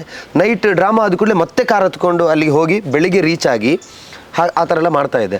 ಒಂದು 3 ಡೇಸ್ ಆಗುವಾಗ ಗೊತ್ತಾಯಿತು, ಇಲ್ಲ ಹೆಲ್ತ್ ಮುಖ್ಯ ಮನುಷ್ಯನಿಗೆ, ತುಂಬ ಜರ್ನಿ ಮಾಡ್ತಾಯಿದ್ದೀನಿ ನಾನು, ಬೇಡ ಅಂತ ಹೇಳಿ ಅವ್ರ ಹತ್ರ ಹೇಳಿದೆ, ಸರ್ ಡ್ರಾಮಾ ಇರೋ ಟೈಮಲ್ಲಿ ನಾನು ಬರೋಕ್ಕಾಗಲ್ಲ ಅಂತ ಹೇಳಿದೆ. ಅವರು ಅಡ್ಜಸ್ಟ್ ಮಾಡ್ಕೊಂಡು ಹೋಗ್ತಾಯಿದ್ರು. ಒಂದು ಪೀರಿಯಡ್ ಬರುತ್ತೆ, ಹೇಗೆ ಅಂದರೆ ನನಗೊಂದು ಅನೌನ್ಸ್ಮೆಂಟ್ ಆಯಿತು, ಡನ್ ಈಗ ಶೂಟ್ ನಡೆಯುತ್ತೆ ಅಂತ 10th ತನಕ ಅಂತ. ಓಕೆ ಅಂತ ಹೋಗಿ ಕಾಂತಾರ 10th ತನಕ ಒಂದು 3 ದಿವಸ ಶೂಟ್ ಮಾಡಿದೆ. ನಾಟಕ ಮಾಡ್ತಾಯಿದ್ದೆ. 10th ಆದಮೇಲೆ 10th ಗ್ಯಾಪಲ್ಲಿ ಒಂದು 3 ದಿವಸ ಬೆಂಗಳೂರಿಗೆ ಹೋಗಿ ಶೂಟ್ ಮಾಡಿ ಬೆಂಗಳೂರು ಹತ್ರ ಹೋಗಿ ಹೇಳಿದೆ, ಸೀರಿಯಲಲ್ಲಿ ನನಗೆ ನಾಟಕಕ್ಕೆ ಹೋಗಲಿಕ್ಕಿದೆ 10 ತಾರೀಕಿಗೆ ಬಿಡಬೇಕು. ಅಲ್ಲೊಂದು ಸ್ವಲ್ಪ ಅಂದರೆ ಕ್ಲಾಶ್ ಆಯಿತು ಡೇಟ್ಸ್, ಮತ್ತು ಅವ್ರದ್ದು ಒಂದು ಸ್ವಲ್ಪ ಸಮಸ್ಯೆಗಳಾಯಿತು. ಆದರೂ ಅವರು ಸ್ವಲ್ಪ ಏನೋ ಅಡ್ಜಸ್ಟ್ ಮಾಡಿಕೊಂಡು ಅದು ಇದು ಮಾಡಿ ನನ್ನನ್ನು ಬಾಂಬೆಗೆ ಕಳಿಸ್ಕೊಟ್ರು. ಇಲ್ಲೇನಾಗಿದೆ ಅಂದರೆ ಇಲ್ಲೂ ಡೇಟ್ ಕ್ಲಾಶ್ ಆಗಿದೆ. ನನಗೆ ಒಬ್ಬರನ್ನ ಈ ಕಡೆ ಸೀರಿಯಲ್ ಅವರು ಕಾಲ್ ಮಾಡ್ತಿದ್ದಾರೆ ನನಗೆ, ನೀನು ಟೆಲಿಕಾಸ್ಟ್ಗೆ ಹೋಗಬೇಕು, ನೀನು ಬೆಂಗಳೂರು ಬರಬೇಕು ಅಂತ. ಈ ಕಡೆ ಇಲ್ಲಿ ಕಾಂತಾರದಲ್ಲಿ ಅವ್ರು ಕಾಲ್ ಮಾಡ್ತಿದ್ದಾರೆ, ಇಲ್ಲ ನಿಮ್ಮದು ಶೂಟ್ ಪೆಂಡಿಂಗ್ ಆಗ್ತಿದೆ, ನಿನಗೋಸ್ಕರ ತುಂಬ ಜನ ಇಲ್ಲಿ ಕುತ್ಕೋಬೇಕು, ನೀನು ಬರಲೇಬೇಕು ಅಂತೇಳಿ ಇವರು ಕಾಲ್ ಮಾಡ್ತಿದ್ದಾರೆ. ಇಟ್ಸ್ ಲೈಕ್ ನನ್ನ ರಿಷಬ್ ಸರ್ ನನ್ನ ಕ್ಯಾರೆಕ್ಟರ್ನ ಡೆವಲಪ್ ಮಾಡಿ ಆಗಿದೆ, ಆದರೆ ಅವರಿಗೆ ನಾನು ಬೇಕಿವಾಗ, ಆದರೆ ನಾನು ಇದಾಗ್ತಿಲ್ಲ. ನನಗೆ ಹೇಗೆ ಅಂದರೆ ನಾಟಕ ನನಗೆ ಜೀವ ಕೊಟ್ಟಿರೋದು. ನಾನಿವತ್ತು ಏನೇ ಆಗಿದ್ರು ಕೂಡ ಆ ನಾಟಕದಿಂದಲೇ ಅಣ್ಣ ಕೊಟ್ಟಿದೆ ನನಗೆ. ಸೊ ನನ್ನಿಂದ ನಾನು ಅಲ್ಲಿ ಹೋಗದೇ ಇದ್ದರೆ ಅಲ್ಲಿ ನನ್ನಿಂದ 30 ಜನ ಅವರು ಕೆಲಸ ಇಲ್ದಿರೇ ಇರ್ತಾರೆ, ನನ್ನಿಂದ ಆಗಬಾರ್ದು. ಅದು ಏನು ಹೇಳ್ತೀವಲ್ಲ, ನಾನು ಇವಾಗ ಈ ಮೊನ್ನೆ ಒಂದು ಮಾತು ಹೇಳಿದ್ದಾರೆ ರಿಷಭನ್ನ, ನಾವು ದೈವಾರಾಧನೆಯನ್ನು ಅಷ್ಟು ಚೆಂದಾಗಿ ತೋರಿಸಿದ್ದಕ್ಕೆ, ಅದರ ಮೇಲೆ ಭಕ್ತಿ ಇಟ್ಟಿದ್ದಕ್ಕೆ ಈ ಸಿನಿಮಾ ಇಷ್ಟು ಹಿಟ್ಟಾಯಿತು ಅಂತ. ಸೊ ದೈವಗಳಿಗೆ ಅಷ್ಟು ಪವರ್ ಇರುವಾಗ ನಾನು ಮಾಡುವಂಥ ಪಾತ್ರ ಶಿವದೂತ ಗುಳಿಗನದ್ದು, ಆ ಗುಳಿಗನ ಪಾತ್ರಕ್ಕೆ ನಾನು ಧಕ್ಕೆ ಬರುವ ಹಾಗೆ ಆ ಗುಳಿಗನ ಪಾತ್ರ ನನಗೆ ಇಷ್ಟ ಬಂದಾಗೆ ಬಿಟ್ಟು ಹೋದರೆ, ಆ 30 ಜನ ಉಪವಾಸದಿರಲಿ ಪರವಾಗಿಲ್ಲ, ನನಗೆ ನನ್ನದು ಕೆಲಸ ಅಂತ ಮುಖ್ಯ, ಅದು ಬಿಟ್ಟು ಹೋದರೆ ಅದು ತಪ್ಪಾಗ್ತಿದೆ. ಆ ದೈವ ಏನಾದರೂ ನನ್ನ ಮೇಲೆ ಕೋಪ ಮಾಡಿಕೊಂಡ್ರೆ ನನ್ನ ಜೀವನವೇ ಹೋಗ್ಬೋದು. ಹಾಗಾಗಿ ನಾನು ಅಂದ್ಕೊಂಡೆ ಬೇಡ, ರಿಷಭನ ನನಗೆ ಕನ್ವೆ ಮಾಡಿದೆ. ಅವರಾದರೆ ಆ ವರ್ಕ್ ಪ್ರೆಷರಲ್ಲಿ ಇರುವಾಗ ಅವರು ಸಹ ಇಲ್ಲ ನೀವು ಬರಲೇಬೇಕು, ಅರ್ಥ ಮಾಡ್ಕೊಳ್ಳಿ ಅಂತೇಳಿ, ಈ ಕಡೆ ಡೈರೆಕ್ಷನ್ ಡಿಪಾರ್ಟ್ಮೆಂಟಿಂದ ಕಾಲು, ಪ್ರೊಡಕ್ಷನ್ ಡಿಪಾರ್ಟ್ಮೆಂಟಿಂದ ಕಾಲು, ಆ ಕಡೆ ಸೀರಿಯಲಿಂದ ಕಾಲು. ನನಗೆ ಲೈಫಲ್ಲಿ ಫಸ್ಟ್ ಟೈಮ್ ಏನು ಅನಿಸ್ತು ಅಂದರೆ, ಮನುಷ್ಯನಿಗೆ ಈ ದುಡ್ಡು ನೇಮ್ ಫೇಮ್ಗಿಂತ ನೆಮ್ಮದಿ ಬೇಕು ಅಂತ. ದೇವರೇ ನನ್ನ ಹತ್ರ 10 ರೂಪಾಯಿ ಇದ್ದು ನಾನು ಒಂದು ಜಾಗದಲ್ಲಿ ಕುತ್ಕೊಂಡು 10 ರೂಪಾಯಿ ಇದ್ದು ಬದುಕಿದವ, ಆ 10 ರೂಪಾಯಿ ಇದ್ಕೊಂಡು ಬದುಕಿರುವಾಗಲೂ ನಾನು ನೆಮ್ಮದಿಯಾಗಿದ್ದೆ. ಯಾಕಂದ್ರೆ ತಲೆಯಲ್ಲಿ ಯಾವ ಟೆನ್ಷನ್ ಇಲ್ಲ, ಒಂದೇ ನೋಟ ಇದ್ದಿದ್ದು ನಾನೊಬ್ಬ ಕಲಾವಿದನಾಗಬೇಕು ಅಂತ, ಬೇರೆ ಯಾವುದೂ ಇರಲಿಲ್ಲ. ಬಟ್ ನೆಮ್ಮದಿ ಇತ್ತು. ಬಟ್ ಈ ನನ್ನ ಕೈಲಿ ನೋಡಿ 3 ಇದೆ, ನಾಟಕ ಇದೆ, ಹಿಟ್ ನಾಟಕ, ಹಿಟ್ ಸೀರಿಯಲ್ ಇದೆ, ಹಿಟ್ ಸಿನಿಮಾದರಲ್ಲಿ ಆ್ಯಕ್ಟ್ ಮಾಡ್ತಾಯಿದ್ದೀನಿ, ನೆಮ್ಮದಿ ಇಲ್ಲ. ಯಾಕಂದರೆ ನಾನೆಲ್ಲಿ ತಪ್ಪು ಮಾಡಿದೆ ಅಂತ ನನಗೆ ಗೊತ್ತಿಲ್ಲ. ನನಗೆ ಅದು ಹೇಳ್ತಾರಲ್ಲ, ದೇತಾ ಹೇ ಭಗವಾನ್ ತಪ್ಪಾಡಬಾಡಿಗೆ ದೇತೆ ಅಂತ, ಅದು ನನಗೆ ಅದು ಸಿಕ್ಕಾಪಟ್ಟೆ ಕೊಟ್ಟಿದ್ರು. ಒಂದೇ ಟೈಮಲ್ಲಿ ಮೂರನ್ನ ಹ್ಯಾಂಡಲ್ ಮಾಡೋದು, ಬೇರೆಯವರೆಲ್ಲ ಹಿಂಗೆ ಹ್ಯಾಂಡಲ್ ಮಾಡ್ತಾಯಿದ್ರು ಗೊತ್ತಿಲ್ಲ. ಡೇಟ್ ಕ್ಲಾಶ್ ಲಾಸ್ಟಲ್ಲಿ ಏನಾಯಿತು ಅಂತ ಹೇಳಿದ್ರೆ ಬಾಡಿ ಅಪ್ಸೆಟ್ ಆಯಿತು, ಫುಡ್ ಪಾಯ್ಸನಿಂಗ್ ಆಯಿತು, ವೀಕ್ ಆಗಿದೆ. ಡ್ರಿಪ್ಸ್ ತೆಗೆದು ನಾಟಕ ಮಾಡಿದೆ ಬಾಂಬೆಯಲ್ಲಿ. ಸೀರಿಯಲ್ ಅವರು ಅಷ್ಟು ಇದು ಮಾಡ್ತಾಯಿದ್ರು, ಅಲ್ಲಿಗೂ ಹೋಗೋಕ್ಕಾಗದೆ. ಲಾಸ್ಟ್ ರಿಷಭನ್ ಹಾಸ್ಪಿಟಲ್ ನಾನು ಮಲಗಿದೆ. ರಿಷಭನ್ ನನಗೆ ವೀಡಿಯೋ ಕಾಲ್ ಮಾಡಿದೆ, ರಿಷಭನ್ ನೋಡಿ ಹೀಗಿದ್ದೀನಿ ಅಂತ. ರಿಷಭನ್ನ ಸರಿ ಹೀಗಿದ್ದರೆ ಹೇಗೆ ಗೆದ್ದುಬಿಡ್ತೀಯಾ, ಬೇಡ ಪರವಾಗಿಲ್ಲ ಬಿಡು, ನೋಡುವ ಏನಾದರೂ ಮ್ಯಾನೇಜ್ ಮಾಡುವ ಅಂಥೇಳಿ ಅವ್ರು ಮ್ಯಾನೇಜ್ ಮಾಡಿದ್ರು. ಆದರೆ ಮ್ಯಾನೇಜ್ ಮಾಡಿಲ್ಲ ಅಂದಿದ್ದರೆ, ನಾನೇನಾದರೂ ಹೋಗಿದ್ದಿದ್ರೆ, ಅಂದರೆ ನಾಟಕ ಇಲ್ದಿದ್ದಿದ್ರೆ, ನಾಟಕ ಇದ್ದರೆ ಖಂಡಿತವಾಗ್ಲೂ ಹೋಗ್ತಿರ್ಲಿಲ್ಲ. ನಾಟಕ ಇಲ್ಲದೇ ಇದ್ದಿದ್ದರೆ, ನಾನು ಹೋಗಿದ್ದಿದ್ರೆ ಇನ್ನು ನೀವೇನು ನೋಡ್ತಾ ಇದ್ರೆ ಸಿನಿಮಾದಲ್ಲಿ ಅದಕ್ಕಿಂತ ಸ್ವಲ್ಪ ಜಾಸ್ತಿ ಇರ್ತಾ ಇದ್ದೆ. ಯಾಕಂದರೆ ನನಗೋಸ್ಕರ ತುಂಬ ಶಾರ್ಟ್ಸನ್ನ ಕಂಪೋಸ್ ಮಾಡಿಟ್ಟಿದ್ರು ರಿಷಭನ್ನ, ಅದಕ್ಕೋಸ್ಕರ ಹೋಗಿದೆ. ಅದಾಯಿತು. ಇದೆಲ್ಲ ಕ್ಲಿಯರ್ ಮಾಡಿಕೊಂಡು ರಿಷಭನ್ನ ನನ್ನ ಮೇಲೆ ಎಷ್ಟು ಕೋಪದಲ್ಲಿದ್ದು ಅಂದರೆ, ಕೆಲವು ಡ್ರೈವರ್ಗಳಿದ್ದಾರೆ ನನ್ನ ಪರಿಚಯವಾದವರು, ಅವರೆಲ್ಲ ಹೇಳ್ತಾಯಿದ್ರು ನಿನ್ನ ಮೇಲೆ ತುಂಬ ಪ್ರೀತಿ ಇಟ್ಟಿದ್ರು ರಿಷಭನ್ನ, ಈಗ ನಿನ್ನನ್ನು ಕಂಡ್ರೆ ಆಗಲ್ಲ, ಅಷ್ಟು ಕೋಪದಲ್ಲಿದ್ದಾರೆ ಅವರು ನಿನ್ನ ಮೇಲೆ ಅಂತ. ನನಗೆ ನಾನು ಏನು ಮಾಡಲಿ ಹೇಳಿ, ನಾನು ಅವ್ರ ಮುಂದೆ ನಿಂತ್ಕೊಂಡು ಮಾತಾಡೋಷ್ಟು ಶಕ್ತಿ ನನಗಿಲ್ಲ, ಅವ್ರನ್ನ ಕನ್ವಿನ್ಸ್ ಮಾಡೋ ಶಕ್ತಿನೂ ನನಗಿಲ್ಲ. ನಾನು ಏನು ಮಾಡಬೇಕು ಅಂತ ಗೊತ್ತಾಗಲಿಲ್ಲ. ಬಟ್ ಕಾಯ್ತಾ ಇದೆ. ಅಂದರೆ ಯಾವತ್ತೂ ಹೇಳ್ತಾರಲ್ಲ, ತಪ್ಪು ಮಾಡಿಲ್ಲ ಅಂದರೆ ಹಿಂದೆ ನಿಲ್ಬೇಕಂತೆ, ತಪ್ಪು ಮಾಡಿಲ್ಲ ಅಂದರೆ ಮುಂದೆ ಬಂದು ಮಾತಾಡ್ಬೋದು. ಸೊ ಒಂದು ದಿವಸ ಮುಗಿಸ್ಕೊಂಡು ಶೂಟು ಕರೀತಾರೆ, ಆ ದಿವಸ ಕಾಲಿಗಾದ್ರೂ ಬೀಳೋಣ, ನಾನು ತಪ್ಪು ಮಾಡಿಲ್ಲ ಅಂತ ಹೇಳೋಣ ಅಂತ ಅಂದ್ಕೊಂಡೆ. ಅಲ್ಲಿಗೆ ಬಂದೆ, ಮಾತಾಡಿಲ್ಲ ರಿಷಭಣ್ಣನ ಹತ್ರ. ಅವ್ರ ಹತ್ರ ಮಾತಾಡೋಕ್ಕೂ ನನಗೂ ಒಂಥರ ಮುಜುಗರ. ಪಕ್ಕದಲ್ಲಿ ಹೋದೆ, ಏನೋ ಸ್ವಲ್ಪ ಮಾತಾಡ್ತಿದ್ರು. 2 ದಿವಸ ಶೂಟ್ ಆಯಿತು. ಶೂಟ್ ಆಗೋವಾಗಲೂ ಅಷ್ಟೇ ಆ್ಯಕ್ಷನ್ ಕಟ್ಟೆಲ್ಲ ಹೇಳುವಾಗಲೂ ನನ್ನ ನೋಡ್ತಾ ಇರಲಿಲ್ಲ, ಇಲ್ಲಾಂದರೆ ನಾನು ತುಂಬ ಕರೆದು ಮಾತಾಡೋರು. ಅವರು ಮಾತಾಡಲಿಲ್ಲ. ಅರ್ಥ ಆಯಿತು, ನನ್ನಿಂದ ಅವ್ರಿಗೆ ನೋವಾಗಿದೆ. ಯಾಕೆಂದರೆ ಅವರು ಸುಮ್ಮನೆ ಯಾರ ಮೇಲೂ ಕೋಪ ಮಾಡ್ಕೊಳ್ಳೋರಲ್ಲ, ನನ್ನಿಂದ ನೋವಾಗಿದೆ ಅಂತ ಗೊತ್ತಾಯಿತು. ಆದರೂ ನಾನು ನಂಬಿರುವಂಥ ದೈವದ ಮೇಲೆ ಒಂದು ಭಾರವನ್ನು ಹಾಕಿದೆ. ನೀನೇ ಮಾಡ್ಕೊಂಡು ಹೋದದ್ದು, ನಿನ್ನಿಂದನೇ ಅಲ್ಲ. ಶಿವದತ್ತಗಳಿಗೆ ನಿನ್ನಿಂದ ಆದದ್ದು, ನಿನ್ನಿಂದನೇ ಕಾಂತಾರ ಸಿಕ್ಕಿದ್ದು.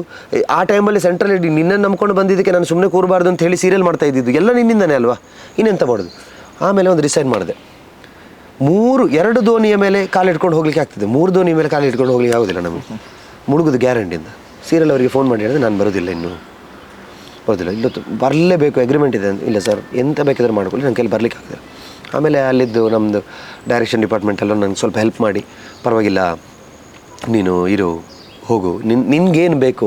ಆದರೆ ಅವ್ರಿಗೆ ಹೇಗೆ ಅನಿಸ್ತಾ ಇತ್ತು ಅಂದರೆ, ನಾಟಕಕ್ಕೋಸ್ಕರ ಬಿಡ್ತಾ ಇದೆಯಾ, ಸಿನಿಮಾ ಓಕೆ, ನಾಟಕಕ್ಕೋಸ್ಕರ ಬಿಡ್ತಾ ಇದೆಯಾ.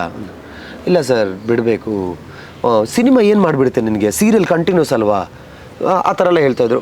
ಲೈಕ್ ನಾನು ಬೇಡ ಸರ್, ಏನೋ ಮನಸ್ಸಿಗೆ ಬಂದಿದೆ, ಮಾಡ್ತಾಯಿದ್ದೀನಿ, ಓಕೆ ಮಾಡಿದೆ, ಸೀರಿಯಲ್ ಬಿಟ್ಟೆ. ಇವಾಗ ನನ್ನ ಕೈಯಲ್ಲಿ 2 ಇದೆ. ಒಂದು ಪೀರಿಯಡಿಕಲಿ ರಿಷಭನ ಸ್ವಲ್ಪ ನನ್ನ ಹತ್ರ ಮಾತಾಡೋಕ್ಕೆ ಸ್ಟಾರ್ಟ್ ಮಾಡಿದ್ರು. ಯಾಕಂದರೆ ಕಂಟಿನ್ಯೂಸ್ ಸೆಟ್ಟಲ್ಲೇ ಇದ್ದೀನಿ ನಾನು, ನೀಟಾಗಿ ನಡೀತಾ ಇದೆ. ಈ ಕಡೆ ನಾಟಕ ಇದೆ, ಈ ಕಡೆ ಸೀರಿಯಲ್ ಇದೆ, ಸಾರಿ ಸಿನಿಮಾ ಇದೆ. ಇದು ಮಾಡ್ತಿರುವಾಗ ಮತ್ತೆ ಸೆಂಟ್ರಲ್ಲಿ ಇನ್ನೊಂದು ಅದಕ್ಕಿಂತ ದೊಡ್ಡದಾದೊಂದು ವಿಷಯ ಬಂತು. ಏನು ಅಂದರೆ, ಇನ್ನೊಂದು ಸರಿ ಒಂದು ಲಾಕ್ಡೌನ್ ಬರುತ್ತೆ ನಮಗೆ. ಒಂದು ಫಸ್ಟ್ ನೈಟ್ ಕರ್ಫ್ಯೂ ಹಾಕ್ತಾರೆ. ನೈಟ್ ಕರ್ಫ್ಯೂಗೆ ಮುಂಚೆ ಒಂದು ಎಕ್ಸ್ಟೆಂಡ್ ಮಾಡಿ, ನೈಟ್ ಕರ್ಫ್ಯೂಲ್ಲಿ ನಾವು ಡ್ರಾಮಾ ಮಾಡ್ತಾ ಇರ್ತೀವಿ. ನೈಟ್ ಕರ್ಫ್ಯೂ ಆದಮೇಲೆ ಒಂದು ಎಕ್ಸ್ಟೆಂಡ್ ಮಾಡ್ತಾರೆ, ಒಂದು 4-5 ದಿವಸ ಡ್ರಾಮಾ ಎಲ್ಲ ಯಾವುದು ಮಾಡೋಂಗಿಲ್ಲ, ಒಂದು 2 ವೀಕ್ಸ್ ಅಂತೇಳಿ. ಸೊ ನಮ್ಮ ಡ್ರಾಮಾ ಎಲ್ಲ ಕ್ಯಾನ್ಸಲ್ ಆಗಿದೆ. ಸೊ ನಾನೇನು ಮಾಡಿದ್ದೇನೆ ಅಂತ ಹೇಳಿದ್ರೆ, ನಮ್ಮ ರಿಷಭನ್ನು ಕರೆದು, ಯಾವತ್ತು ಮಾತಾಡ್ದಿರೋರು ಅವತ್ತು ಮತ್ತೆ ನನ್ನ ಕರೆದು ಮಾತಾಡಿಸ್ತಾ ಇದ್ದಾರೆ. ಮಾತಾಡಿಸ್ಬಿಟ್ಟು, ಗುರು ಒಂದು 2-3 ದಿವಸ ಬಿಟ್ಟು ಕೋಲೋದು ಪ್ಲಾನಿಂಗ್ ಆಗ್ತುಂಟು, ನಾಟಕ ಎಲ್ಲ ಎಂತ ಇಡ್ಲಿಕ್ಕೆ ಹೋಗಬೇಡ ದಯಮಾಡಿ, ಇದಕ್ಕೊಂದು ಗೊತ್ತುಂಟಲ್ಲ, ನೀನೇ ಇರಬೇಕು ಅಂತ ಹೇಳಿದ್ರು. ನನಗೆ ಫುಲ್ ಓಪನ್ ಖುಷಿ ಅಲ್ವಾ, ಅಯ್ಯೋ ದೇವರು ಈ ಸಮ ಕೈ ಕೊಟ್ಟಿಲ್ಲ ಮರ ನನಗೆ, ಯಾಕಂದರೆ ಅಲ್ಲಿ ಲಾಕ್ಡೌನ್ ಆಗಿದೆ, ನೀಟಾಗಿ ಮಾಡ್ಕೊಂಡು ಹೋಗ್ಬೋದು ಅಂತೇಳಿ ಮಾಡಿ ರಿಷಭನ್ನ ಇದ್ದೇನೆ ಅಂತೇಳಿ. ಆಮೇಲೆ ಮತ್ತೆ ಅವರು ಓಕೆ ಅಂತ ಹೇಳಿದ್ನಲ್ಲ ಅಂತೇಳಿ ನನ್ನ ಜೊತೆ ನೀಟಾಗಿ ಮಾತಾಡ್ಕೊಂಡು ಹೋಗ್ತಾ ಇದ್ದಾರೆ. ಸೆಟ್ಟಲ್ಲಿ ತುಂಬ ಚೆನ್ನಾಗಿದೆ. ಅದಕ್ಕಿಂತ ಮುಂಚೆ ಮಾಡಿರೋ ಡ್ರಾಮಾಗಳಿಗೆಲ್ಲ ಅವರೇ ಕಳಿಸ್ಕೊಡ್ತಾಯಿದ್ರು. ಪಾಪ ಬೇಗ ಶಾರ್ಟ್ ತೆಗೆದು 4 ಗಂಟೆಗೆ ಅವನು ಗುರುವನ್ನೊಂದು ಕಳಿಸ್ಕೊಡಿ, ನಾಟಕ ಪಾಪ ದೂರ ಇದೆ ಅಂತೇಳಿ ನಾನು ಹೋಗ್ತಿದ್ದೆ. ಆಮೇಲೆ ನನ್ನ ಕರ್ಕೊಂಡು ಹೋಗೋ ಕೆಲವ್ರಿಗೆ ಕಳಿಸ್ತಾಯಿದ್ರು. ಹೀಗೆಲ್ಲ ತುಂಬ ಮ್ಯಾನೇಜ್ ಮಾಡಿದ್ದಾರೆ ಅವರು ಅಂತಲ್ಲ, ಅವ್ರ ಜೊತೆ ಇದ್ದ ಇಡೀ ಇದು. ಅವರು ಭಟ್ರು ನನಗೆ ಯಾವಾಗಲೂ ಹೇಳೋರು, ನೀನು ಮುಂದೆ ಅಯ್ಯೋ ನೀನೊಬ್ಬ ಟಾರ್ಚರ್, ನನಗೆ ಯಾಕೋ ಹೀಗೆ ಮಾಡ್ತೀಯಾ ಅಂತೇಳಿ. ಅಷ್ಟೇ ಪ್ರೀತಿನೂ ತೋರಿಸಿದ್ದಾರೆ. ಡೈರೆಕ್ಷನ್ ಡಿಪಾರ್ಟ್ಮೆಂಟ್ ಇಡೀ ನನ್ನನ್ನು ಎಷ್ಟು ಮ್ಯಾನೇಜ್ ಮಾಡಿದ್ದಾರೆ ಅಂದರೆ, ನನಗೆ ಸಿಗುವ ಬೈಗಳನ್ನೆಲ್ಲ ಪಾಪ ಅವ್ರು ತಗೊಳ್ತಾ ಇದ್ರು. ನಾನು ಕರೆಕ್ಟ್ ಟೈಮಿಗೆ ರೀಚ್ ಆಗಿಲ್ಲ ಅಂದರೆ ಅವರು ರಿಷಭನ ಎಲ್ರಿಗೂ ಬೈಯೋರು. ಅದು ನನಗೋಸ್ಕರ ತಗೊಂಡಿದ್ದಾರೆ. ಇವತ್ತು ಎಲ್ಲರೂ ಖುಷಿಯಲ್ಲೇ ಇದ್ದಾರೆ ಅವರೆಲ್ಲರೂ. ಆದರೂ ಅವ್ರಿಗೆ ನಾನು ಧನ್ಯವಾದ ಹೇಳಲೇಬೇಕು. And thank you so much for that everything you have done to me. So ಹೀಗೆ ಇರುವಾಗ ಕೋಲದ ಡೇಟ್ ಫಿಕ್ಸ್ ಆಗುತ್ತೆ. ಈ ಕಡೆ ನಾನು ನೆಮ್ಮದಿಯಾಗಿ ಲೈಫಲ್ಲಿದ್ದಿದ್ದ ಆಸೆ, ಒಂದು ದೈವದ ಪಾತ್ರ ಮಾಡಬೇಕು ಅನ್ನೋದು ನನಗೆ, ಆ ದಿನದಗೋಸ್ಕರ ನಾನು ಕಾಯ್ತಾ ಇದ್ದೀನಿ. ಇಲ್ಲಿ ನಮ್ಮ ಕಲಾ ಸಂಗಮ ಗ್ರೂಪಲ್ಲಿ ಒಂದು ಮೆಸೇಜ್ ಬರುತ್ತೆ. 10 ತಾರೀಕಿಗೆ ನಾಟಕ ಇದೆ ಅಂತ. 10 ತಾರೀಕು ನಾಟಕ ಇರೋದೇ ದಿವಸನೇ ಫುಲ್ ಫಿಕ್ಸ್ ಆಗಿದೆ ಕೋಲದ್ದು, ಫುಲ್ ಲೈಟಿಂಗ್ ಎಲ್ಲ ಆಗ್ತದೆ. ಆಯಿತು ಅಂದ್ಕೊಂಡೆ, ಮುಗೀತು. ಮತ್ತೆ ದೇವರು ಮತ್ತೇನಾ ಇದು ಯಾಕೆ, ಓಕೆ ಒಂದು ದಿವಸ ಇದೆ, ಒಂದು ದಿವಸ ಹೇಗಾದರೂ ಹೋಗ್ಬಿಟ್ಟು ಬರುವ, ರಿಷಭನ ಹತ್ರ ಕೇಳೋಣ ಇನ್ನು ಅಂತ ಹೇಳುವಾಗ ಮತ್ತೆ ವಿಜಯ್ ನಂದು ಒಂದು ಮೆಸೇಜ್, 11 ತಾರೀಕಿದ್ದು ಓಕೆ ಆಗಿದೆ, 11 ತಾರೀಕಿದ್ದು ನಾಟಕ ಇದೆ ಅಂತ. 10-11 ಇಲ್ಲಿ ಕೋಲ. ಏನು ಮಾಡೋದು, ಇದು 8ನೇ ತಾರೀಕು ನಡೆದಿರುವಂಥ ವಿಷಯ. ಏನು ಮಾಡೋದು ಗೊತ್ತಾಗಲಿಲ್ಲ, ಏನು ಮಾಡೋದು ಗೊತ್ತಾಗಲಿಲ್ಲ.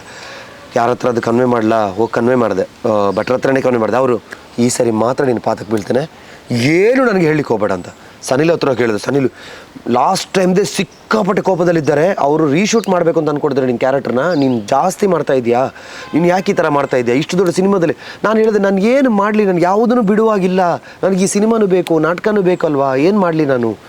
ಮತ್ತೆ ಜಾಗದಲ್ಲಿ ಕೂತ್ಕೊಂಡು ಗುಲಿಗನನ್ನು ನೆನೆಸ್ಕೊಂಡು ವಿಜಯನಂಗೆ ಫೋನ್ ಮಾಡಿದೆ.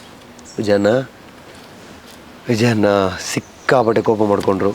ಯಾಕಂದರೆ ಅವ್ರ ಜಾಗದಲ್ಲಿ ಯಾರೇ ಇದ್ದಿದ್ರು ಅಷ್ಟು ಕೋಪ ಮಾಡ್ಕೊಳ್ಳೇಬೇಕು, ಆ ಕಡೆ ರಿಷಭನ ಜಾಗದಲ್ಲಿ ಯಾರೇ ಇದ್ದಿದ್ರು ಅಷ್ಟು ಕೋಪ ಮಾಡ್ಕೊಳ್ಳೇಬೇಕು. ಇಬ್ಬರ ಕೋಪನೂ ನ್ಯಾಯವೇ. ಆದರೆ ಯಾಕಂದರೆ ನಾನು ಬೇಕಂತಲೇ ಯಾರಿಗೂ ಡೇಟ್ಸ್ ಕೊಟ್ಟಿಲ್ಲ, ಯಾರೂ ಇದಾಗಿಲ್ಲ. ನನ್ನ ಅನುಭವಿಸ್ಬೇಕು ಅಂತಿತ್ತು, ನಾನು ಅಳಬೇಕು ಅಂತಿತ್ತು ಆ ಜಾಗದಲ್ಲಿ. ಈ ಕಡೆ ರಿಷಭನ ನನಗೇನಾದರೂ ಹೇಳುವಾಗಲೂ ನಾನು ಅಳೋದು, ಆ ಕಡೆ ಗಂಡಸರು ಯಾವತ್ತೂ ಅಷ್ಟು ಬೇಗ ಅಳೋದಿಲ್ಲ. ಹಾಗಾದರೆ ಎಷ್ಟು ನೋವು ಇರ್ಬೋದು ಅಂತ ಅನ್ಕೋಬೋದು ನೀವು. ಆ ಕಡೆ ವಿಜಯನ್ನ ನನಗೆ ಹೇಳೋದು. ಲಾಸ್ಟಲ್ಲಿ ವಿಜಯನ್ನ ಹೇಗೋ ಮಾಡಿ ಮ್ಯಾನೇಜ್ ಮಾಡಿ ಡ್ರಾಮಾನ ಮಾಡಿದ್ರು. ನಾನು ಈ ಕಡೆ ಕೋಲ, ನನಗೆ ಆ ಒಂದು ಡಿವೈನಿಟಿ ಒಳಗಡೆ ಹೋದ್ಮೇಲೆ ಎಲ್ಲವನ್ನು ಮರ್ತೆ ಆಗಲೇ ಅಂದ್ಕೊಂಡೆ ಈ ಪಂಜುರ್ಲಿ ದೈವನೇ ಅಲ್ಲಿದ್ದೆಲ್ಲ ಪ್ರಾಬ್ಲಮ್ನ ಸಾಲ್ವ್ ಮಾಡ್ಕೋಬೇಕು ಅಂತೇಳಿ. ಈ ಕೋಲದ ದಿವಸ ಏನಾಯಿತು ಅಂತ ಹೇಳಿದ್ರೆ, ರಿಷಭನ ನನಗೆ ಬಂದು ಕೈ ಮುಗಿದು ಒಂದು ಮಾತು ಹೇಳಿದ್ರು. ನಾನು ನಿನ್ಗೆ ಏನೇನೆಲ್ಲ ಹೇಳಿದ್ರು ತಪ್ಪಾಯಿತು ಅಂತೇಳಿ, ಬೇಡ ಅಂತೇಳಿ, ಅಯ್ಯೋ ಮಾಡ್ಲಿಕ್ಕೆ ಹೋಗ್ಬೇಡ, ನೀನು ಈ ವೇಷದಲ್ಲಿ ನೋಡಿದ್ಮೇಲೆ ನನಗೆ ಅದು ಏನು ಒಳಗಡೆಯಿಂದ ಫೀಲ್ ಬರ್ತಾ ಇದೆ ಅಂತಲೇ ಗೊತ್ತಿಲ್ಲ, ಸಂಪೂರ್ಣ ಕಲಾವಿದ ನೀನು ಅಂಥೇಳಿ ಈಗ ಮಾಡಿದ್ರು. ಅದು ನಿಜವಾಗ್ಲೂ ಹೇಳ್ತೀನಲ್ವ, ನನಗಾಗಲೇ ನ್ಯಾಷನಲ್ ಅವಾರ್ಡ್ ರಿಷಭನ ಕೈಯಲ್ಲಿ ಕೊಟ್ಟಾಗಿದೆ. ಅವರು ಹೇಳೋ ಒಂದು ಮಾತು ತುಂಬ ಖುಷಿ ಆಯಿತು. ಅಂದರೆ ಆವತ್ತಿಂದ ರಿಷಭನ ನನ್ನ ಜೊತೆ ಸ್ವಂತ ಅಣ್ಣನ ರೀತಿಯಲ್ಲಿ ನನ್ನನ್ನು ಎಲ್ಲ ಜಾಗದಲ್ಲೂ ಗೈಡ್ ಮಾಡಿಕೊಂಡು ಎಲ್ಲ ರೀತಿಯಲ್ಲೂ ಅಷ್ಟು ಇದು ಮಾಡಿದ್ದಾರೆ. ನನಗೆ ಇನ್ನೊಂದು ಬೇಕು, ಅಣ್ಣನ ಜಾಗದಲ್ಲಿ ಇದ್ದವರು ಸರಿಯಾದರು, ತಂದೆಯ ಸ್ಥಾನದಲ್ಲಿದ್ದವರು ಸರಿಯಾಗಬೇಕಲ್ಲ. ಈ ಕಡೆ ವಿಜಯನ ಕೋಪದಲ್ಲಿದ್ದಾರೆ, ಏನು ಮಾಡೋದು ಒಂದು ಗೊತ್ತಿಲ್ಲ. ನಮ್ಮ ರಾಜ್ಪಾಲ್ ಸರು, ನಮ್ಮ ವಿಜಯನವರ ವೈಫ್, ಅವರನ್ನ ಅಮ್ಮ ಅಂತ ಕರೆಯೋದು ನಾನು, ಅವರ ಮಗಳು ವಿಶಿಷ್ಟ, ಅವರೆಲ್ಲ ನನಗೆ ತುಂಬ ಸಪೋರ್ಟ್ ಕೊಟ್ಟು ವಿಜಯನನ್ನು ಶಾಂತ ಮಾಡಿ ಸ್ವಲ್ಪ ಮಾತಾಡಿಸಿ ಏನೋ ಮಾತಾಡಿ ಅವ್ರನ್ನಲ್ಲಿ ಸರಿ ಮಾಡಿ ಅದೊಂದು ಸರಿ ಆಯಿತು. ಸೊ ದೈವದಿಂದ ಎಲ್ಲವೂ ಕ್ಲಿಯರ್ ಆಯಿತು, ಖುಷಿಯಲ್ಲಿದ್ದೆ. ಹೀಗೆ ನಡೀತಾ ಇತ್ತು. ನೀವೆಲ್ಲರೂ ಒಂದು ಸಿನಿಮಾದಲ್ಲಿ ಒಂದು ಸೀನ್ ನೋಡಿರ್ಬೋದು, ಯಾವುದು ಅಂತ ಹೇಳಿದ್ರೆ ದೈವ ಕೂಗುವಂತಹ ಒಂದು ಸೀನ್ ಜೈಲಿನ ಮುಂದೆ. ಈ ಸೀನ್ ನಿಮಗೆ ಹೇಗೆ ಸ್ಪೆಷಲೋ ಅದನ್ನು ಮಾಡುವಾಗ ನನಗಷ್ಟೇ ಸ್ಪೆಷಲ್ ಆಗಿತ್ತು. ಯಾಕೆಂದರೆ ಸಸಿತ್ಲು ಅಲ್ಲಿ ನಾಟಕ ಸೇಮ್ ಕ್ಲಾಶಿಂಗ್, ಕಾಂತಾರ ವರ್ಸ್ ಶೋಧತುಗಳಿಗೆ ಯಾವಾಗ ನಡೀತಾನೆ ಇದ್ದದ್ದು. ಬಟ್ ಇವತ್ತು ಸಕ್ಸಸ್ನ ಎರಡು ತೂಕವಾಗಿ ಸೇಮ್ ರೀತಿಯಲ್ಲಿ ತಗೊಂಡು ಹೋಗ್ತಾ ಇದ್ವಿ. ಏನಾಯಿತು ಅಂತ ಹೇಳಿದ್ರೆ, ಉಡುಪಿಯಲ್ಲಿ ಶೂಟಿಂಗ್, ಜೈಲದು ಶೂಟಿಂಗ್ ಇದು. ರಿಷಭನ ನನಗೆ ತುಂಬ ಕ್ಲೋಸ್ ಆಗ ಅವ್ರು ಏನು ಹೇಳಿದ್ರು ಅಂದರೆ 8 ಗಂಟೆ ಒಳಗಡೆ ನೀನು ಮುಗಿಸ್ ಕಳಿಸ್ತೀನಿ ನಾವು.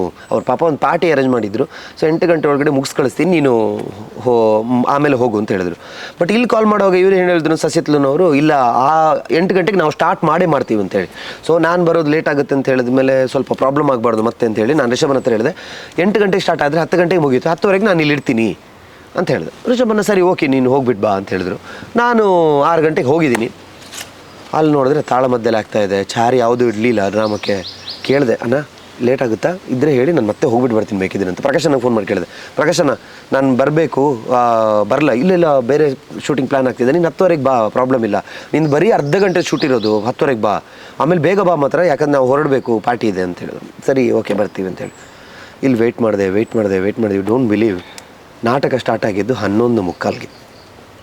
ಸೊ ನಾಟಕ ಮುಗ್ದಿದ್ದು 1:30 ಗಂಟೆಗೆ ಸಮಥಿಂಗ್. ಅರ್ಧದಲ್ಲೇ ವಿಜಯನ್ನ ಮಾತ್ರ, ಅರ್ಧದಲ್ಲೇ ನಮ್ಮಿಂದ ಆದದ್ದು ಸಮಸ್ಯೆ ಇದು. ಯಾಕೆಂದರೆ ಅವರು ಅಲ್ಲಿ ನಿನಗೋಸ್ಕರ ಕಾಯ್ತಾ ಇದ್ದಾರೆ. ನನ್ನ ಮೊಬೈಲ್ ತೆಗೆದು ನೋಡ್ತೀನಿ 153 ಕಾಲ್, ರಿಷಭನ್ ನಂದು ಸೇರಿ 153 ಕಾಲ್ ಇದೆ ನನಗೆ. ನಾನು ಲಿಟ್ರಲಿ ಡಮರ್ ಆಗಿಬಿಟ್ಟಿದ್ದೇನೆ. ಅಲ್ಲಿ ಹೋಗಿ ಎಂತ ಹೇಳಿ ನೀವೇ ಆಗಿದೆ ನಾನು. ವಿಜಯನ ಮಾತ್ರ ಹೇಳಿದ್ರು, ಇದು ನಮ್ಮಿಂದ ಆದದ್ದು, ಇದಕ್ಕೆ ಯಾರು ಹೊಣೆಗೆ ಆಗೋದಿಲ್ಲ, ನೀನು ಅರ್ಧದಲ್ಲಿ ಹೋಗು ಅಂತ ಹೇಳಿ. ನಮ್ಮ ನಾಟಕದಲ್ಲಿ ಆ ಒಂದು ರೋಲನ್ನು ಒಂದು ಒಂದು ಸಭೆಯಲ್ಲಿ ಬರುವ ಸೀನ್ ಇದೆ. ಅದಾದಮೇಲೆ ಇನ್ನೊಬ್ಬನ ಹತ್ರ ಗುಳಿಗನ ಪಾತ್ರವನ್ನು ಮಾಡಿಸಿ ನನ್ನನ್ನು ಅಲ್ಲಿಂದ ಕಳಿಸ್ಕೊಟ್ರು. ಅವತ್ತು ಅವನ ಕಾಲಿಗೆ ಬಿದ್ದು ಅಲ್ಲಿಂದ ಓಡಿ ಬಂದೆ. ಮೇಕಪ್ ನೀವು ಹೇಳಿದರೆ ನಂಬಲ್ಲ, ಡ್ರೆಸ್ ತೆಗೆದಿದ್ದೇನೆ, ಗುಳಿಗಂದು ಮೇಕಪ್ ತೆಗೆದಿಲ್ಲ, ಹೆಲ್ಮೆಟ್ ಹಾಕ್ಕೊಂಡು ಬಂದಿದ್ದೇನೆ ಬೈಕಲ್ಲಿ. ಅಷ್ಟು ಅರ್ಜೆಂಟಲ್ಲಿ ಬಂದು ಕೆಳಗಡೆ ಹೇಳ್ತೇನೆ. ನಮ್ಮ ಗಗನಮೂರ್ತಿ ಸರ್ ಅವರು ಹೊಂಬಾಳೆ ಮ್ಯಾನೇಜರ್ ನನ್ನ ಮುಂದೆ ಬಂದು ನನ್ನ ಬೈಲಿಕ್ಕೆ ರೆಡಿಯಾಗಿ ನಿಂತಿದ್ದಾರೆ. ನಿನಗೋಸ್ಕರ 1.5 ಗಂಟೆಯಲ್ಲಿ 1.5 ಗಂಟೆ ತನಕ ಅವ್ರು ಕಾಯ್ಬೇಕು, 150 ಅಂತ ನಾನು ಹೆಲ್ಮೆಟ್ ತೆಗೆದೆ. ಅವ್ರು ಈಗ ನೋಡಿ, ಗುರುವರೇ ನೀವು ಹೋಗಿ ಅವ್ರಿಗೆ ಅದು ಹೇಗೆ ಆಗಿರ್ಬೋದು, ಯಾಕೆಂದರೆ ನಾನು ಹೆದರಿಕೆಯಿಂದ ಶಿವರ್ ಆಗ್ತಾ ಇದ್ದೇನೆ. ಅವರಿಗೆ ಅದು ಹೇಗೆ ಫೀಲ್ ಆಗಿರುತ್ತೆ ಅಂತ ನನಗೆ ಗೊತ್ತಿಲ್ಲ ಆ ಮೇಕಪ್ಪಲ್ಲಿ. ನಾನು ಒಳಗಡೆ ಬರ್ತಾ ಇದ್ದೇನೆ, ರಂಜನ್ ಮುಂದೆ ಸಿಕ್ಕಿದ್ದಾನೆ ಕತ್ಲೆಯಲ್ಲಿ, ಅವನ ಮೊಬೈಲಲ್ಲಿ ಫುಲ್ ಕತ್ಲೆ ಇತ್ತು ಅಲ್ಲಿ. ಅವ ಮೊಬೈಲ್ ಟಾರ್ಚ್ ಹಾಕೊಂಡು ಬಂದು ನನ್ನನ್ನು ನೋಡಿ ಅಲ್ಲಿಂದ ಓಡಿದ್ದಾನೆ, ಏನೋ ನೋಡಿದ್ದೇನೆ ಅಂತೇಳಿ. ನನಗೆ ಹೆದರಿಕೆಯಲ್ಲಿ ನಾನು ಅಂತ ಹೇಳಲಿಕ್ಕೂ ನನಗೆ ಆಗ್ತಿದೆ, ನನಗೆ ರೀಚ್ ಆಗಬೇಕು ಒಂದು ಸರಿ ರಿಷಭನ ಮುಖ ನೋಡ್ಬೇಕು ನನಗೆ ಅಂತ. ಕೂಡ ದೀಪಕಣ್ಣ ಬಂದು ನಾನು ಅದಕ್ಕಿಂತ ಮುಂಚೆ ಒಂದು ಕೆಲಸ ಮಾಡಿಟ್ಟಿದ್ದೆ. ಎಲ್ಲವೂ ಅಂದರೆ ಅದಕ್ಕೆ ಬೇಕಾದಂತಹ ಐಟಮ್ಗಳನ್ನೆಲ್ಲ ರೆಡಿ ಮಾಡಿಟ್ಟಿದ್ದೆ, ಬಂದು ಕಟ್ಟೋದು ಅಂತ ಈಸಿಯಾಗಿ. ಸೊ ಅದನ್ನೆಲ್ಲ ರೆಡಿ ಮಾಡಿಟ್ಟಿದ್ದೆ. ಬಂದು ಕೂಡ ನಾನು ಅದನ್ನೆಲ್ಲ ಕಟ್ತಾ ಇದ್ದೀನಿ, ಸಿರಿ ಅದೆಲ್ಲ ಮಾಡ್ತಾ ಇದ್ದೀನಿ. ಈ ಕಡೆ ದೀಪಕನ ಮೇಕಪ್ ಮಾಡ್ಲಿಕ್ಕೆ ಹೊರಟರು. ದೀಪಕನ ಮೇಕಪ್ ಮಾಡಿ ನನ್ನ ಮುಖ ಫಸ್ಟ್ ಅದನ್ನೊಂದು ತೆಗಿಮಾರೆ ಅಂತ ಹೇಳಿದ್ರು. ಬಟ್ ಅದನ್ನು ತೆಗೆದು ಗುಳಿಗದ್ದು ಮೇಕಪ್ ತೆಗೆದು ನೆಕ್ಸ್ಟ್ ಪಂಜುರ್ಲಿ ದೈವದ ಮೇಕಪ್ಪನ್ನು ಹಾಕಿದೆ. ಫುಲ್ಲು ಮೇಕಪ್ ಎಲ್ಲ ಹಾಕಿ ಇನ್ನು ರೆಡಿ ಆಗುವಾಗ ಹೇಳಿದ್ರು, ಸನ್ನಿಲ್ ಅವರು ಬಂದು ಹೇಳಿದ್ರು, ಫುಲ್ಲು ಕೋಪದಲ್ಲಿದ್ದಾರೆ ನಿನ್ನ ಮೇಲೆ, ಇವಾಗ ಏನು ಮಾಡ್ತಾರೆ ಗೊತ್ತಿಲ್ಲ ನಿನ್ನನ್ನು, ಇವತ್ತಂತೂ ತಪ್ಪಿಸ್ಕೊಳ್ಳಿಕ್ಕೆ ಚಾನ್ಸ್ ಎಲ್ಲ ಕ್ಲೀನಾಗಿ ಬೈಸ್ಕೊಳ್ತೇನೆ ನೀನಂತ. ನಾವು ಗಗ್ಗರದಲ್ಲಿ ಆ ಸದ್ದನ್ನು ಮಾಡಿಕೊಂಡು ಸೀದಾ ಹೋಗಿ ಕೂತ್ಕೊಂಡೆ, ಮಾತಾಡ್ತಿಲ್ಲ. ಮತ್ತು ಅದೇ ರಿಯಾಕ್ಷನ್. ನಾವು ಅಂದ್ಕೊಂಡೆ ಏನು ಪರೀಕ್ಷೆ ನನಗಿದೆಲ್ಲ ಅಂತ. ಸನಿಲ್ ಬಂದು ಹೇಳಿದ್ರು, ಟೆನ್ಷನ್ ಮಾಡಬೇಡ, ನಿನ್ನ ಪರ್ಫಾರ್ಮೆನ್ಸ್ ನಿನ್ನ ಮುಖದಲ್ಲಿ ಇರಲಿ, ನೀಟಾಗಿ ಪರ್ಫಾರ್ಮೆನ್ಸ್ ಮಾಡು, ಏನಿಲ್ಲ. ಅವರ ಕನಸಲ್ಲಿ ಒಂದು ದೈವ ಬರ್ತದೆ, ಅಂದರೆ ಗುರುವ ಸತ್ತಿರೋದಕ್ಕೆ ಒಂದು ಇಂಟಿಮೇಷನ್ ಇದು, ಅಳುವ ಸೀನ್ ಅಂತ. ಹೇಗೆ ಅಳ್ತೀಯ ನೀನು? ನನ್ನ ನಿಜವಾಗ್ಲೂ ಅಳು ಬರ್ತಾಯಿದೆ ಅಂತ ಹೇಳಿದೆ. ನನಗೆ ಮತ್ತೆ ಅಳು ಬರ್ತಾಯಿದೆ ಅವ್ರ ಮುಖ. ಅವ್ರು ನನ್ನ ಹತ್ರ ಕೋಪದಲ್ಲಿ ಕೂತ್ಕೊಳ್ಳೋದು ನನ್ನ ಕೈಲಿ ನೋಡೋಕ್ಕಾಗ್ತಿಲ್ಲ, ಬೇಜಾರಾಗ್ತಿದೆ ನನಗೆ. ಆ ಬೇಜಾರನ್ನ ಇದರೊಳಗೆ ತೋರಿಸಿ ಸ್ವಲ್ಪ ದೈವದ್ದೆಲ್ಲ ಏನೋ ಮಾಡಿ ಹೇಳು ಅಂತೇಳಿ. ಸೊ ನೀವು ಏನು ಅದು ಅಳುನ ಕೇಳಿರ್ತೀರಲ್ವ, ಅದು ನಿಜವಾಗ್ಲೂ ನನ್ನ ಒಳಗಡೆಯಿಂದ ಫೀಲ್ ಆಗಿ ಆ ಡಬ್ಬಿಂಗಲ್ಲಿ ನೀವು ಏನು ಕೇಳಿರ್ತೀರ ರಿಯಲ್ ಆಗಿ ಅಲ್ಲೂ ಅದೇ ಅಳುನ ನಾನು ಹತ್ತಿದ್ದೀನಿ. ಹತ್ತು ರಿಷಭನ್ ಹೀಗೆ ನೋಡಿದ್ರು. ಅವ್ರಿಗೆ ಅದು ಏನಾಯ್ತೋ ಗೊತ್ತಿಲ್ಲ, ಹತ್ತಿರದಲ್ಲಿ ಇದೇ ಮಾಡು, ಇದೆಲ್ಲ ತಪ್ಪುಗಳು ಮಾಡ್ಕೊಂಡು ಬಾ, ಈ ದೈವದ ಥರ ಬಂದು ಮುಂದೆ ನಿಲ್ಲು, ನಿನಗೇನು ಮಾಡೋಕ್ಕಾಗಲ್ಲ, ಶರಣು ಆಯಿತು ಅಳು ಅಂಥೇಳಿ ಮತ್ತೆ ಡೈರೆಕ್ಷನ್ ಸ್ಟಾರ್ಟ್ ಮಾಡಿದ್ರು. ಮತ್ತೆ ಅದೆಲ್ಲ ನಿಮ್ಮ ಸೀನ್ ನೋಡ್ತೀರಾ, ಮತ್ತೆ ಸರಿಯಾದರು. ಲಾಸ್ಟಲ್ಲಿ ಮಾತ್ರ ಹೇಳಿಬಿಟ್ಟು ಹೋದರು, ನಿನ್ನಿಂದ ದೊಡ್ಡ ಪಾರ್ಟಿ ಕ್ಯಾನ್ಸಲ್ ಆಗಿದೆ, ನೀನು ನೆಕ್ಸ್ಟ್ ಟೈಮ್ ಪಾರ್ಟಿ ಕೊಡಬೇಕು ಅಂತ. ಸೊ ಇದೊಂದು ಇನ್ಸಿಡೆಂಟ್. ಇನ್ನೊಂದು ದೊಡ್ಡ ಇನ್ಸಿಡೆಂಟ್ ಅಂದರೆ ನಾನು ಫಸ್ಟ್ ಸೆಟ್ಟಿಗೆ ಹೋಗಿ ನನಗೊಂದು ಡೌಟ್ ಇತ್ತಲ್ಲ, ನಾನು ಆ ಪಾತ್ರದ ಥರ ಕಾಣಿಸ್ತಾ ಇದ್ದೀನ ಇಲ್ವ ಅಂತ. ನಾನು ಸೆಟ್ಟಿಂದ ಅಂದರೆ ಕ್ಯಾರವನಿಂದ ಇಳಿದು ಮುಂದೆ ಕಡೆ ಹೋಗ್ತಿರುವಾಗ ಒಂದು 4-5 ಜನ ಕೈ ಮುಗಿತಾ ಇದ್ದಾರೆ ನನಗೆ. ಪಾತ್ರೆಗಳು ಬಂದಿದ್ದಾರೆ ಓ ಅನ್ನಿಸ್ತು. ಓಕೆ, ಮುಖದಲ್ಲಿ ಆ ಕಳೆ ಬಂದಿದ್ದಿಲ್ಲ ಅಂದರೆ ಗೊತ್ತಾಗಲಿಕ್ಕಿಲ್ಲ ಅವ್ರ ಪಾತ್ರೆ ಅಂತೇಳಿ. ಫಸ್ಟ್ ಸೀನ್ ಏನಂತ ಇಲ್ಲಿ ಪೇಪರ್ ನೋಡ್ತೀನಿ, ಅಚ್ಚು ಸರ್ದು ತುಂಬ ಖುಷಿ ಆಯಿತು. ಅಚ್ಚು ಸರ್ ಜೊತೆ ಅಂತ ಹೇಳಿದ್ಮೇಲೆ ನಾವು ಫುಲ್ ಅಲ್ಲಿ ನ್ಯೂಟ್ರಲ್ ಆಗಿಬಿಟ್ಟಿದ್ದೀವಿ. ಫಸ್ಟ್ ಇದ್ದಿದ್ದ ಸೀನು ನೀವು ಸಿನಿಮಾನಲ್ಲಿ ನೋಡ್ತಿದ್ದಂತಹ ಕಿಲ್ಲಿಂಗ್ ಸೀನ್, ಆ ಟ್ರಾವೆಲಿಂಗ್ ಮತ್ತು ಕಿಲ್ಲಿಂಗ್ ಸೀನ್ ಇದ್ದದ್ದು. ಅಚ್ಚು ಸರ್ ಜೊತೆ ಮಾತಾಡ್ತಿದ್ದು, ಅಚ್ಚು ಸರ್ ಅಂದರೆ ಅವ್ರು ಚೆನ್ನಾಗಿ ಮಾತಾಡ್ತಿದ್ರು. End of the moment like ನನಗೆ ಹೆದರಿಕೆ ಆಗ್ತಾಯಿತ್ತು, ಅಷ್ಟು ದೊಡ್ಡ ಸ್ಟಾರ್ ಜೊತೆ ಫಸ್ಟ್ ಟೈಮ್ ತುಂಬ ಹೆದರಿಕೆ ಅಲ್ವಾ. ಬಟ್ ಅವ್ರು ನೀಟಾಗಿ ನನ್ನ ಹತ್ರ ಮಾತಾಡಿದ್ದಾರೆ. ಡೈಲಾಗ್ ಏನಾದರೂ ಇದಾಗಿದ್ರು ಕೂಡ ನಾನು ಏನಾಯಿತು ಯಾಕೆ ಒಂಥರ ಇದ್ದೀರಾ ಅಂತ ಕೇಳ್ತಾರೆ ನನ್ನ ಹತ್ರ. ಇಲ್ಲ ಸರ್, ಅದೊಂದು ಡೈಲಾಗ್ ಮಿಸ್ ಆಗಿದೆ ನಮ್ಮಿಬ್ಬರದು, ನಾವು ಈ ಥರ ಹೇಳಬೇಕಿತ್ತು. ಹೌದಾ, ಪರವಾಗಿಲ್ಲಮ್ಮ, ಇನ್ನು 1 more ಮಾಡೋಣ. ಅಷ್ಟೊಂದು ನೀಟಾಗಿ 1 more ಎಲ್ಲ ಮಾಡ್ತಾಯಿದ್ರು. ಒಂದು ಚಿಕ್ಕ ಕಲಾವಿದ ನಾನು, ಇವನ ಜೊತೆ ಏನಕ್ಕೆ ಅದೆಲ್ಲ ಯಾವುದೂ ಇರಲಿಲ್ಲ ಅವ್ರಿಗೆ. ಅವ್ರ ಪಾತ್ರದೊಳಗಡೆ ಇದ್ದರು ಅವರು, ಅಲ್ಲಿ ನಮ್ಮ ದನಿಗಳಾಗೇ ಇದ್ದರು ಅವರು. ಕಿಲ್ಲಿಂಗ್ ಸೀನಲ್ಲಿ ಫಸ್ಟ್ ಟೈಮ್ ಅದೇನಾಯಿತು ಅಂತ ಹೇಳಿದ್ರೆ, ಸಾಯಿಸೋ ಇದರಲ್ಲಿ ನನ್ನ ಮುಖದಲ್ಲಿ ನೋಡೋ ಅವ್ರಿಗೆ ಏನು ಫೀಲ್ ಆಯಿತೋ ಗೊತ್ತಿಲ್ಲ, ಒಂದು ಮಾತು ಹೇಳಿದ್ರು ಅವರು, ಈ ಮುಖ ನೋಡುವಾಗ ನಂಗೆ ಸಾಯಿಸ್ಲಿಕ್ಕೆ ಮನಸ್ಸೇ ಬರ್ತಾ ಇಲ್ಲ, ಯಾರು ಇವನು ಒಳ್ಳೆ ಕಲಾವಿದ ಆ್ಯಕ್ಟ್ ಮಾಡ್ತಿದ್ದಾನೆ ಅಂತ ಹೇಳಿದ್ರು. ರಿಷಭನ್ ನನಗೆ ತುಂಬ ಖುಷಿ ಆಯಿತು. ಸೊ ಅವತ್ತಿಂದ ಏನೋ ಗೊತ್ತಿಲ್ಲ, ನನ್ನ ಪಾತ್ರಗಳು ತುಂಬ ಬೆಳವಣಿಗೆ ಮಾಡಲಿಕ್ಕೆ ಕಾರಣ ಅಚ್ಚು ಸರ್ ಹೇಳಿದ್ದ ಈ ಮಾತುಗಳು ಆಗಿರ್ಬೋದು. ಆಮೇಲೆ ರಿಷಭನ್ ನನ್ನಲ್ಲಿ ನೋಡಿದ್ದಂತಹ ಟ್ಯಾಲೆಂಟ್ ಏನು ಅಂದರೆ ಅದನ್ನು ನೋಡಿದ್ರು ಅಂದ್ಕೊಳ್ತೀನಿ. ಸೊ ಅದರಿಂದ ಅದು ಬೆಳೆದಿರ್ಬೋದು. ಸೊ ಇಂಥ ತುಂಬ ಇನ್ಸಿಡೆಂಟ್ಗಳು ಅಂದರೆ ಡೈಲಿ ಡ್ರಾಮಾ ಮುಗಿಸ್ಕೊಂಡು ಸೆಟ್ಟಿಗೆ ಹೋಗಿ ಶೂಟ್ ಮಾಡಿ ಡ್ರಾಮಾಕ್ಕೆ ಹೋಗಿ ಆ ಥರ ಎಲ್ಲ ಮಾಡ್ಕೊಂಡು ಬಂದಿದೆ. ತುಂಬ ಕಷ್ಟಪಟ್ಟಿದ್ದೀನಿ.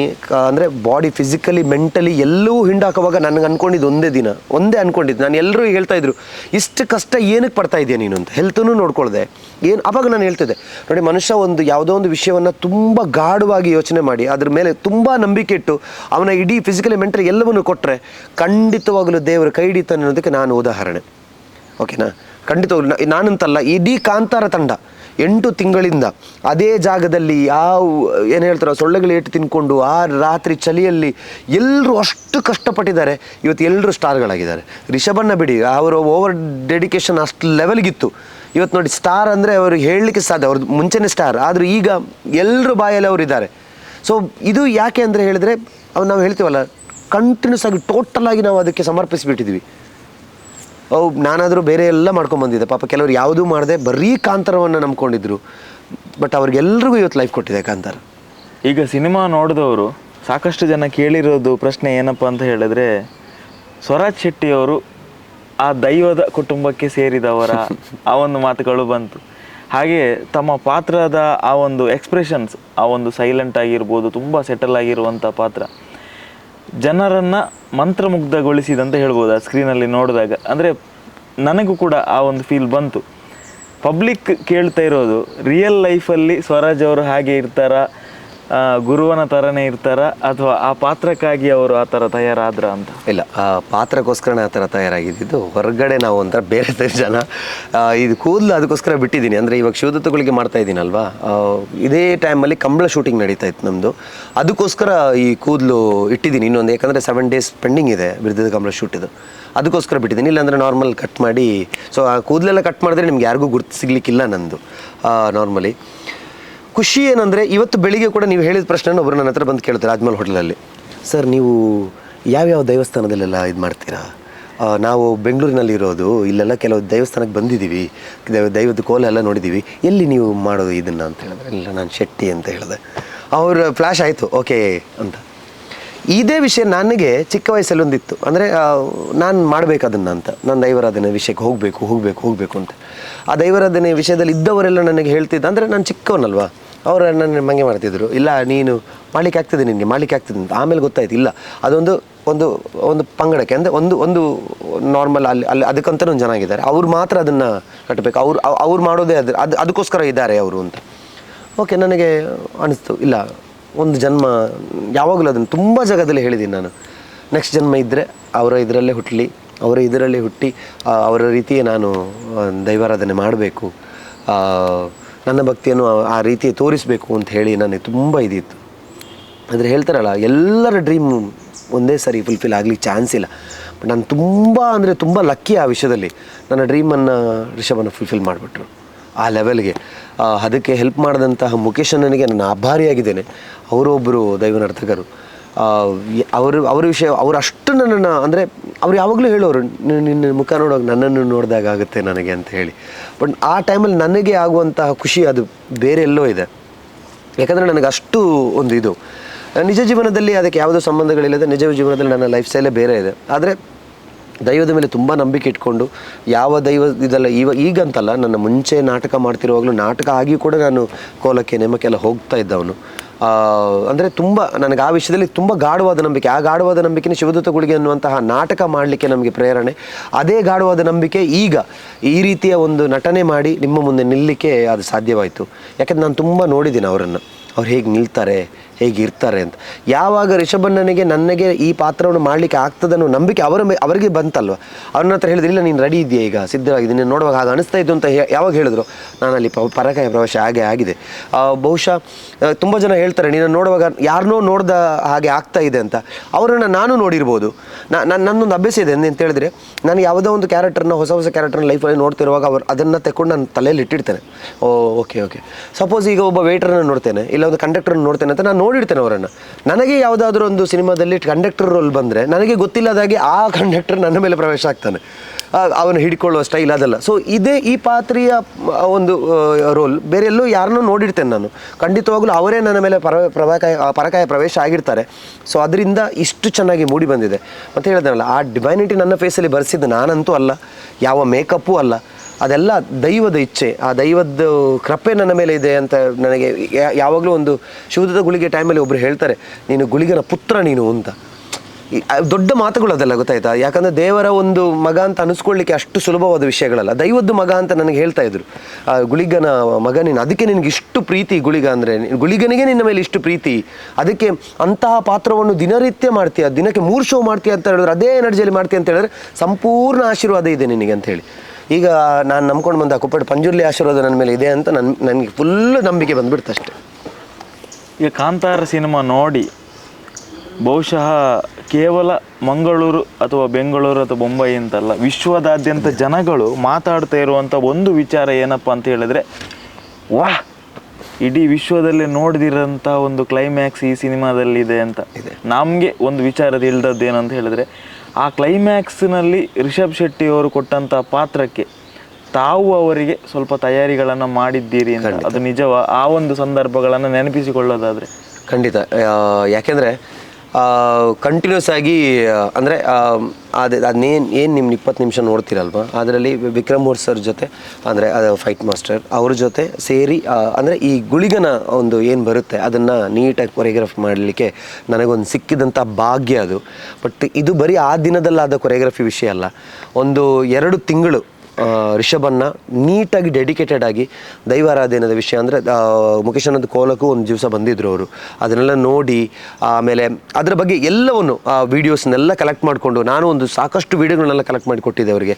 ಅದನ್ನೆಲ್ಲ ಮಾಡಿ ಡೈಲಿ ಅಂದರೆ ವಾರದಲ್ಲಿ 3 ದಿವಸ ನಾನು ಕುಂದಾಪುರಕ್ಕೆ ಹೋಗಿ ಅವರ ಹೋಮ್ ಸ್ಟೇಗೆ ಹೋಗಿ ಒಂದು 3 to 4 hours ನೀಟಾಗಿ ಆ ದೇವರನ್ನು ನೆನೆಸ್ಕೊಂಡು ನೀಟಾಗಿ ಅದರ ಸಿದ್ಧತೆಗಳನ್ನು ಮಾಡ್ತಾಯಿದ್ರು. ಎಷ್ಟು ಗಾಢವಾಗಿ ಸಿದ್ಧತೆ ಮಾಡ್ತಾಯಿದ್ರು ಅಂತ ಹೇಳಿದ್ರೆ, ಅವರು ಪಾಪ ಬೆಳಗ್ಗೆ ಹೋಗಬೇಕು, ಕಂಬಳ ಓಡಿಸ್ಬೇಕು ಒಂದು ಜಾಗದಲ್ಲಿ, ಆಮೇಲೆ ಮಾರ್ಷಲ್ ಆರ್ಟ್ಸ್ ಕಲಿತಾರೆ, ಬಾಡಿ ಫಿಟ್ನೆಸ್ ಇರಬೇಕು, ಪ್ಲಸ್ ಕೆಳಗಡೆ ರೈಟಿಂಗ್ ಡಿಪಾರ್ಟ್ಮೆಂಟ್ ಅವ್ರು ಬರಿತಾ ಇರ್ತಾರೆ, ಅದ್ರದ್ದು ಏನಾದ್ರು ಕರೆಕ್ಷನ್ಸ್ ಇದ್ದರೆ ಅದನ್ನು ನೋಡಬೇಕು, ಪ್ಲಸ್ ನನಗೆ 3-4 hours ಕೊಡಬೇಕು. ಅಷ್ಟು ಮಾಡಿ ಮತ್ತೆ ಎಲ್ಲೋ ಇಂಟರ್ವ್ಯೂ ಅದು ಇದು ಏನೇನೋ ಇರುತ್ತೆ ಅವರಿಗೆ, ಮೀಟಿಂಗ್ಗಳು, ಅದನ್ನೆಲ್ಲ ಅಟೆಂಡ್ ಮಾಡಬೇಕು. ಮತ್ತು ಅದೇ ಅವ್ರು ಹೇಳ್ತಾರಲ್ಲ, ಹೀಸ್ ಅನ್ ಎನರ್ಜಿ ಪ್ಯಾಕೇಜ್ ಅವ್ರದ್ದು. ಆ ಎನರ್ಜಿ ಜೊತೆ ದೈವದ್ದೊಂದು ಅಂಶ ಬರುವಾಗ ಗೂಸ್ ಬಂಪ್ಸ್ ಬರೋದು ಗ್ಯಾರಂಟಿನೇ ಅಲ್ವಾ. ಅದೇ ಆಗಿರೋದು. 20 ನಿಮಿಷ ನೀವೇನು ನೋಡ್ತೀರಾ ಈ ದೈವದ್ದು ಅಂದರೆ ಆ ದೈವ ಅಂದ್ರೆ ಗುಳಿಗ ದೈವ ಅಂದ್ರೆ ಉಗ್ರ ದೈವ. ಅದು ಹೇಗೆ ಹೇಳ್ತೀರ ಅಂತ ಹೇಳಿದ್ರೆ, ನಿಮಗೆ 20 ನಿಮಿಷ ಗೂಸ್ ಬಂಪು ಎಲ್ಲಿಂದ ಸ್ಟಾರ್ಟ್ ಆಗುತ್ತೆ ಅಂತ ಹೇಳಿದ್ರೆ, ಅವರು ಅಲ್ಲಿ ಬಿದ್ದಾಗ ಬೇರೆ ಎಲ್ಲ ಸಿನಿಮಾದಲ್ಲಿ ಹೇಗೆ ಅಂತ ಹೇಳಿದ್ರೆ, ಒಬ್ಬ ಹೀರೋ ಬಂದು ಬಿದ್ದಿರ್ತಾನೆ. ಅವ ಆ್ಯಕ್ಚುಲಿ ಸಾಯೋದಿಲ್ಲ, ನಾರ್ಮಲ್ ಒಂದು ಎರಡು ಏಟು ಕೊಟ್ಟು ಬೀಳಿಸಿರುವಾಗ ಯಾರಿಗೋ ಒಬ್ರಿಗೆ ಹೊಡಿತಾ ಇರ್ತಾರೆ, ಅಲ್ಲಿ ಯಾರೋ ಅಮ್ಮ ಅಂತ ಕರಿತಾ ಇರ್ತಾರೆ, ಅಕ್ಕ ಅಂತ ಕರಿತಾ ಇರ್ತಾರೆ. ಈ ಥರ ಒಂದು ಶಬ್ದಗಳಿಗೆ ಹೀರೋ ಎದ್ದೇಳೋದು ಒಂದು ಕಾಮನ್ ಕಮರ್ಷಿಯಲ್ ಫ್ಯಾಕ್ಟ್ಸ್, ಅದು ನಿಮಗೂ ಗೊತ್ತಿರ್ಬೋದು. ಸೊ ಈ ಸಿನಿಮಾದಲ್ಲೂ ಕೆಲವರು ಪೇಪರಲ್ಲಿ ಬರೆದಿರೋ ಆಗಿದೆ, ಕಂಟಿನ್ಯೂಸ್ ಆಗಿ ದೈವಾರಾಧನೆ ವಿಷಯ ತಗೊಂಡು ಕಾಮಿಡಿಗಳೆಲ್ಲ ಮಾಡಿಕೊಂಡು ಕಾಡಿನ ವಿಷಯಗಳು ತಗೊಂಡು ಎಲ್ಲೋ ಒಂದು ಜಾಗದಲ್ಲಿ ರಿಷಭನ್ನು ಕಮರ್ಷಿಯಲಿಗೆ ತಿರುಗ್ತಾ ಇದ್ದಾರೆ ಕ್ಲೈಮ್ಯಾಕ್ಸಲ್ಲಿ ಅಂತ ಎಲ್ರಿಗೂ ಭಾಸವಾಗಿದೆ. ಯಾಕಂದರೆ ಕಮರ್ಷಿಯಲ್ ಫ್ಲೈಟ್ ಖಂಡಿತವಾಗ್ಲು, ಯಾಕಂದರೆ ಆ ಫೈಟು ಇಲ್ಲ. ಯಾಕಂದರೆ ಆಮೇಲೆ ಗೊತ್ತಾಗಿದೆ ಎನ್ಲೈಟ್ಮೆಂಟ್ ಅಂದರೆ ಏನು ಅಂತ. ರಿಷಭನ ಕ್ಯಾರೆಕ್ಟರು ಅಷ್ಟೇ, ಎನ್ಲೈಟ್ಮೆಂಟ್ ಆದಮೇಲೆ ಸೈಲೆಂಟ್ ಆಗಿದ್ದಾರೆ ಅವರು. ಈ ಕಡೆ ಬೇರೆ ಎಲ್ಲ ಅಬ್ಬರದಲ್ಲಿ ನಡೀತಾ ಇದೆ. ಫಸ್ಟ್ ಎಲ್ಲ ಅಷ್ಟು ಫೈಟು, ನೆಕ್ಸ್ಟ್ ಕಮರ್ಷಿಯಲ್ ಫೈಟ್ ಆಗಿ ಕೆಳಗಡೆ ಬಿದ್ದಿದ್ದಾರೆ. ನೆಕ್ಸ್ಟ್ ಎಲ್ಲರೂ ಅಂದ್ಕೊಂಡ್ರು ಓಕೆ ಇವ್ರು ಎದ್ದೇಳ್ತಾರೆ, ಮತ್ತೆ ಅಮ್ಮನಿಗೆ ಯಾರಿಗೋ ಹೊಡಿಲಿಕ್ಕೆ ಹೋಗ್ತಾರೆ ಅಚ್ಚು ಸರ್, ಅಮ್ಮ ಕಿರ್ಚ್ತಾರೆ, ಇವ್ರು ಎದ್ದೇಳ್ತಾರೆ, ಹೊಡಿತಾರೆ, ಇದೇ ಕ್ಲೈಮ್ಯಾಕ್ಸ್ ಅಂತ ಎಲ್ಲರ ಮನಸ್ಸಲ್ಲಿರುವಾಗ ಆ ಪಂಜುರ್ಲಿ ದೈವದೊಂದು ಮುಖ ಹೀಗೆ ಬಂದು ಆ ಒಂದು ಶಬ್ದದಲ್ಲಿ ಆ ಕೂದಲೆಲ್ಲ ಇದಾಗುತ್ತೆ ನೋಡಿ, ನನಗೆ ಹೇಳುವಾಗ ಆಗ್ತಿದೆ. ಅದು ರಿಷಭನ ತಲೆಯಲ್ಲಿದ್ದಂತಹ ಥಾಟ್ ನಮಗೆಲ್ರಿಗೂ ಇದೆ, ಅದು ಎಲ್ರಿಗೂ ಭಾಸವಾಗಿದೆ. ದೈವ ಮಾತ್ರ ಅಲ್ಲ, ನಿಮಗೂ ಅಂದ್ಕೊಂಡಿರ್ಬೋದು, ನೀವು ಎಲ್ಲೋ ಒಂದು ಜಾಗದಲ್ಲಿ ಯಾವುದೋ ಒಂದು ತಪ್ಪು ಅಂದರೆ ಇನ್ಸಿಡೆಂಟ್ ನಡೀಲಿಕ್ಕಿರುವಾಗ ಯಾವುದೋ ಒಂದು ನೇಚರ್ ನಿಮ್ಮನ್ನು ಬಂದು ಎಬ್ಬಿಸಿರುತ್ತೆ. ಖಂಡಿತವಾಗ್ಲೂ ಹೇಳ್ತೇನೆ ನಾನು, ಇದು ಎಲ್ಲರ ಲೈಫಲ್ಲಿ ಒಂದಲ್ಲ ಒಂದು ದಿವಸ ನಡೆದಿರುತ್ತೆ. ನೀವು ಯಾವುದೋ ಒಂದು ಆಕ್ಸಿಡೆಂಟ್ ಆಗಬೇಕು, ಈಗ ಮುಂದೆ ಹೋಗಿ ಬೀಳ್ತೀರಾ, ನೀವು ಗಾಡಿಯಲ್ಲಿ ಹೋಗುವಾಗ ನಿಮಗೆ ಒಂದು ಇಂಟಿಮೇಷನ್ ಸಿಗೋದು ಆ ರೋಡಲ್ಲಿ ಹೋಗೋದು ಬೇಡ ಅಂತ. ಅಫ್ಕೋರ್ಸ್ ಎಲ್ರಿಗೂ ಆಗಿರುತ್ತೆ ಅಲ್ವಾ. ಅದೇನೂ ಇಲ್ಲ, ನೇಚರ್ ಗಿವ್ಸ್ ಅ ಕಾಲ್ ಅಂತ ಹೇಳ್ತಾರೆ. ನೇಚರ್ ನಿಮಗೊಂದು ಹಿಂಟ್ ಕೊಡುತ್ತೆ, ಅಲ್ಲಿ ಏನೋ ಪ್ರಾಬ್ಲಮ್ ಆಗುತ್ತೆ, ನಿಮಗೆ ಬೇಡ ನೀನು ಹಿಂದೆ ಬಾ ಅಂತೇಳಿ. ಇಲ್ಲಾಂದರೆ ನೇಚರ್ ಎನರ್ಜಿ ಕೊಡುತ್ತೆ. ನೀವು ಸಡನ್ನಾಗಿ ನಿಂತ್ಕೊಂಡಿರ್ತೀರಾ, ನಮ್ಮ ಮುಂದೆ ಒಂದು ಯಾರಾದರೂ ಗಾಡಿಯಲ್ಲಿ ಬಿದ್ದರೆ ಸಡನ್ನಾಗಿ ನಾವು ರೆಸ್ಪಾನ್ಸ್ ಮಾಡಲ್ಲ, ಬಟ್ ಕೆಲವು ಸರಿ ಬೀಳೋಕ್ಕೆ ಮುಂಚೆ ರೆಸ್ಪಾನ್ಸ್ ಮಾಡಿ ನಾವು ಹಿಡಿದಾಗುತ್ತೆ ಅವರನ್ನು. ಯಾಕೆ ಹೇಳಿ, ಇಟ್ ಹಿಂಟ್ಸ್. ಸೊ ಇದೇ ಒಂದು ಕಾನ್ಸೆಪ್ಟ್, ನೇಚರ್ ದೈವ ಎಲ್ಲವೂ ಒಂದೇ ಅಲ್ವಾ. ಸೊ ಆ ದೈವ ಬಂದು ಆ ಒಂದು ಪವರಲ್ಲಿ ಎದ್ದೇಳುವಾಗ, ಅದು ಅವರ ಮೈಯಲ್ಲಿ ಬಂದಿರೋದು ಗುಳಿಗ ಅಂತ ಹೇಳುವಾಗ, ಯಾಕಂದರೆ ಅದು ಕನೆಕ್ಟಿವಿಟಿ ಇತ್ತು. ಅದನ್ನು ನಾನೇ ಹೇಳಿದ್ದಿರೋ,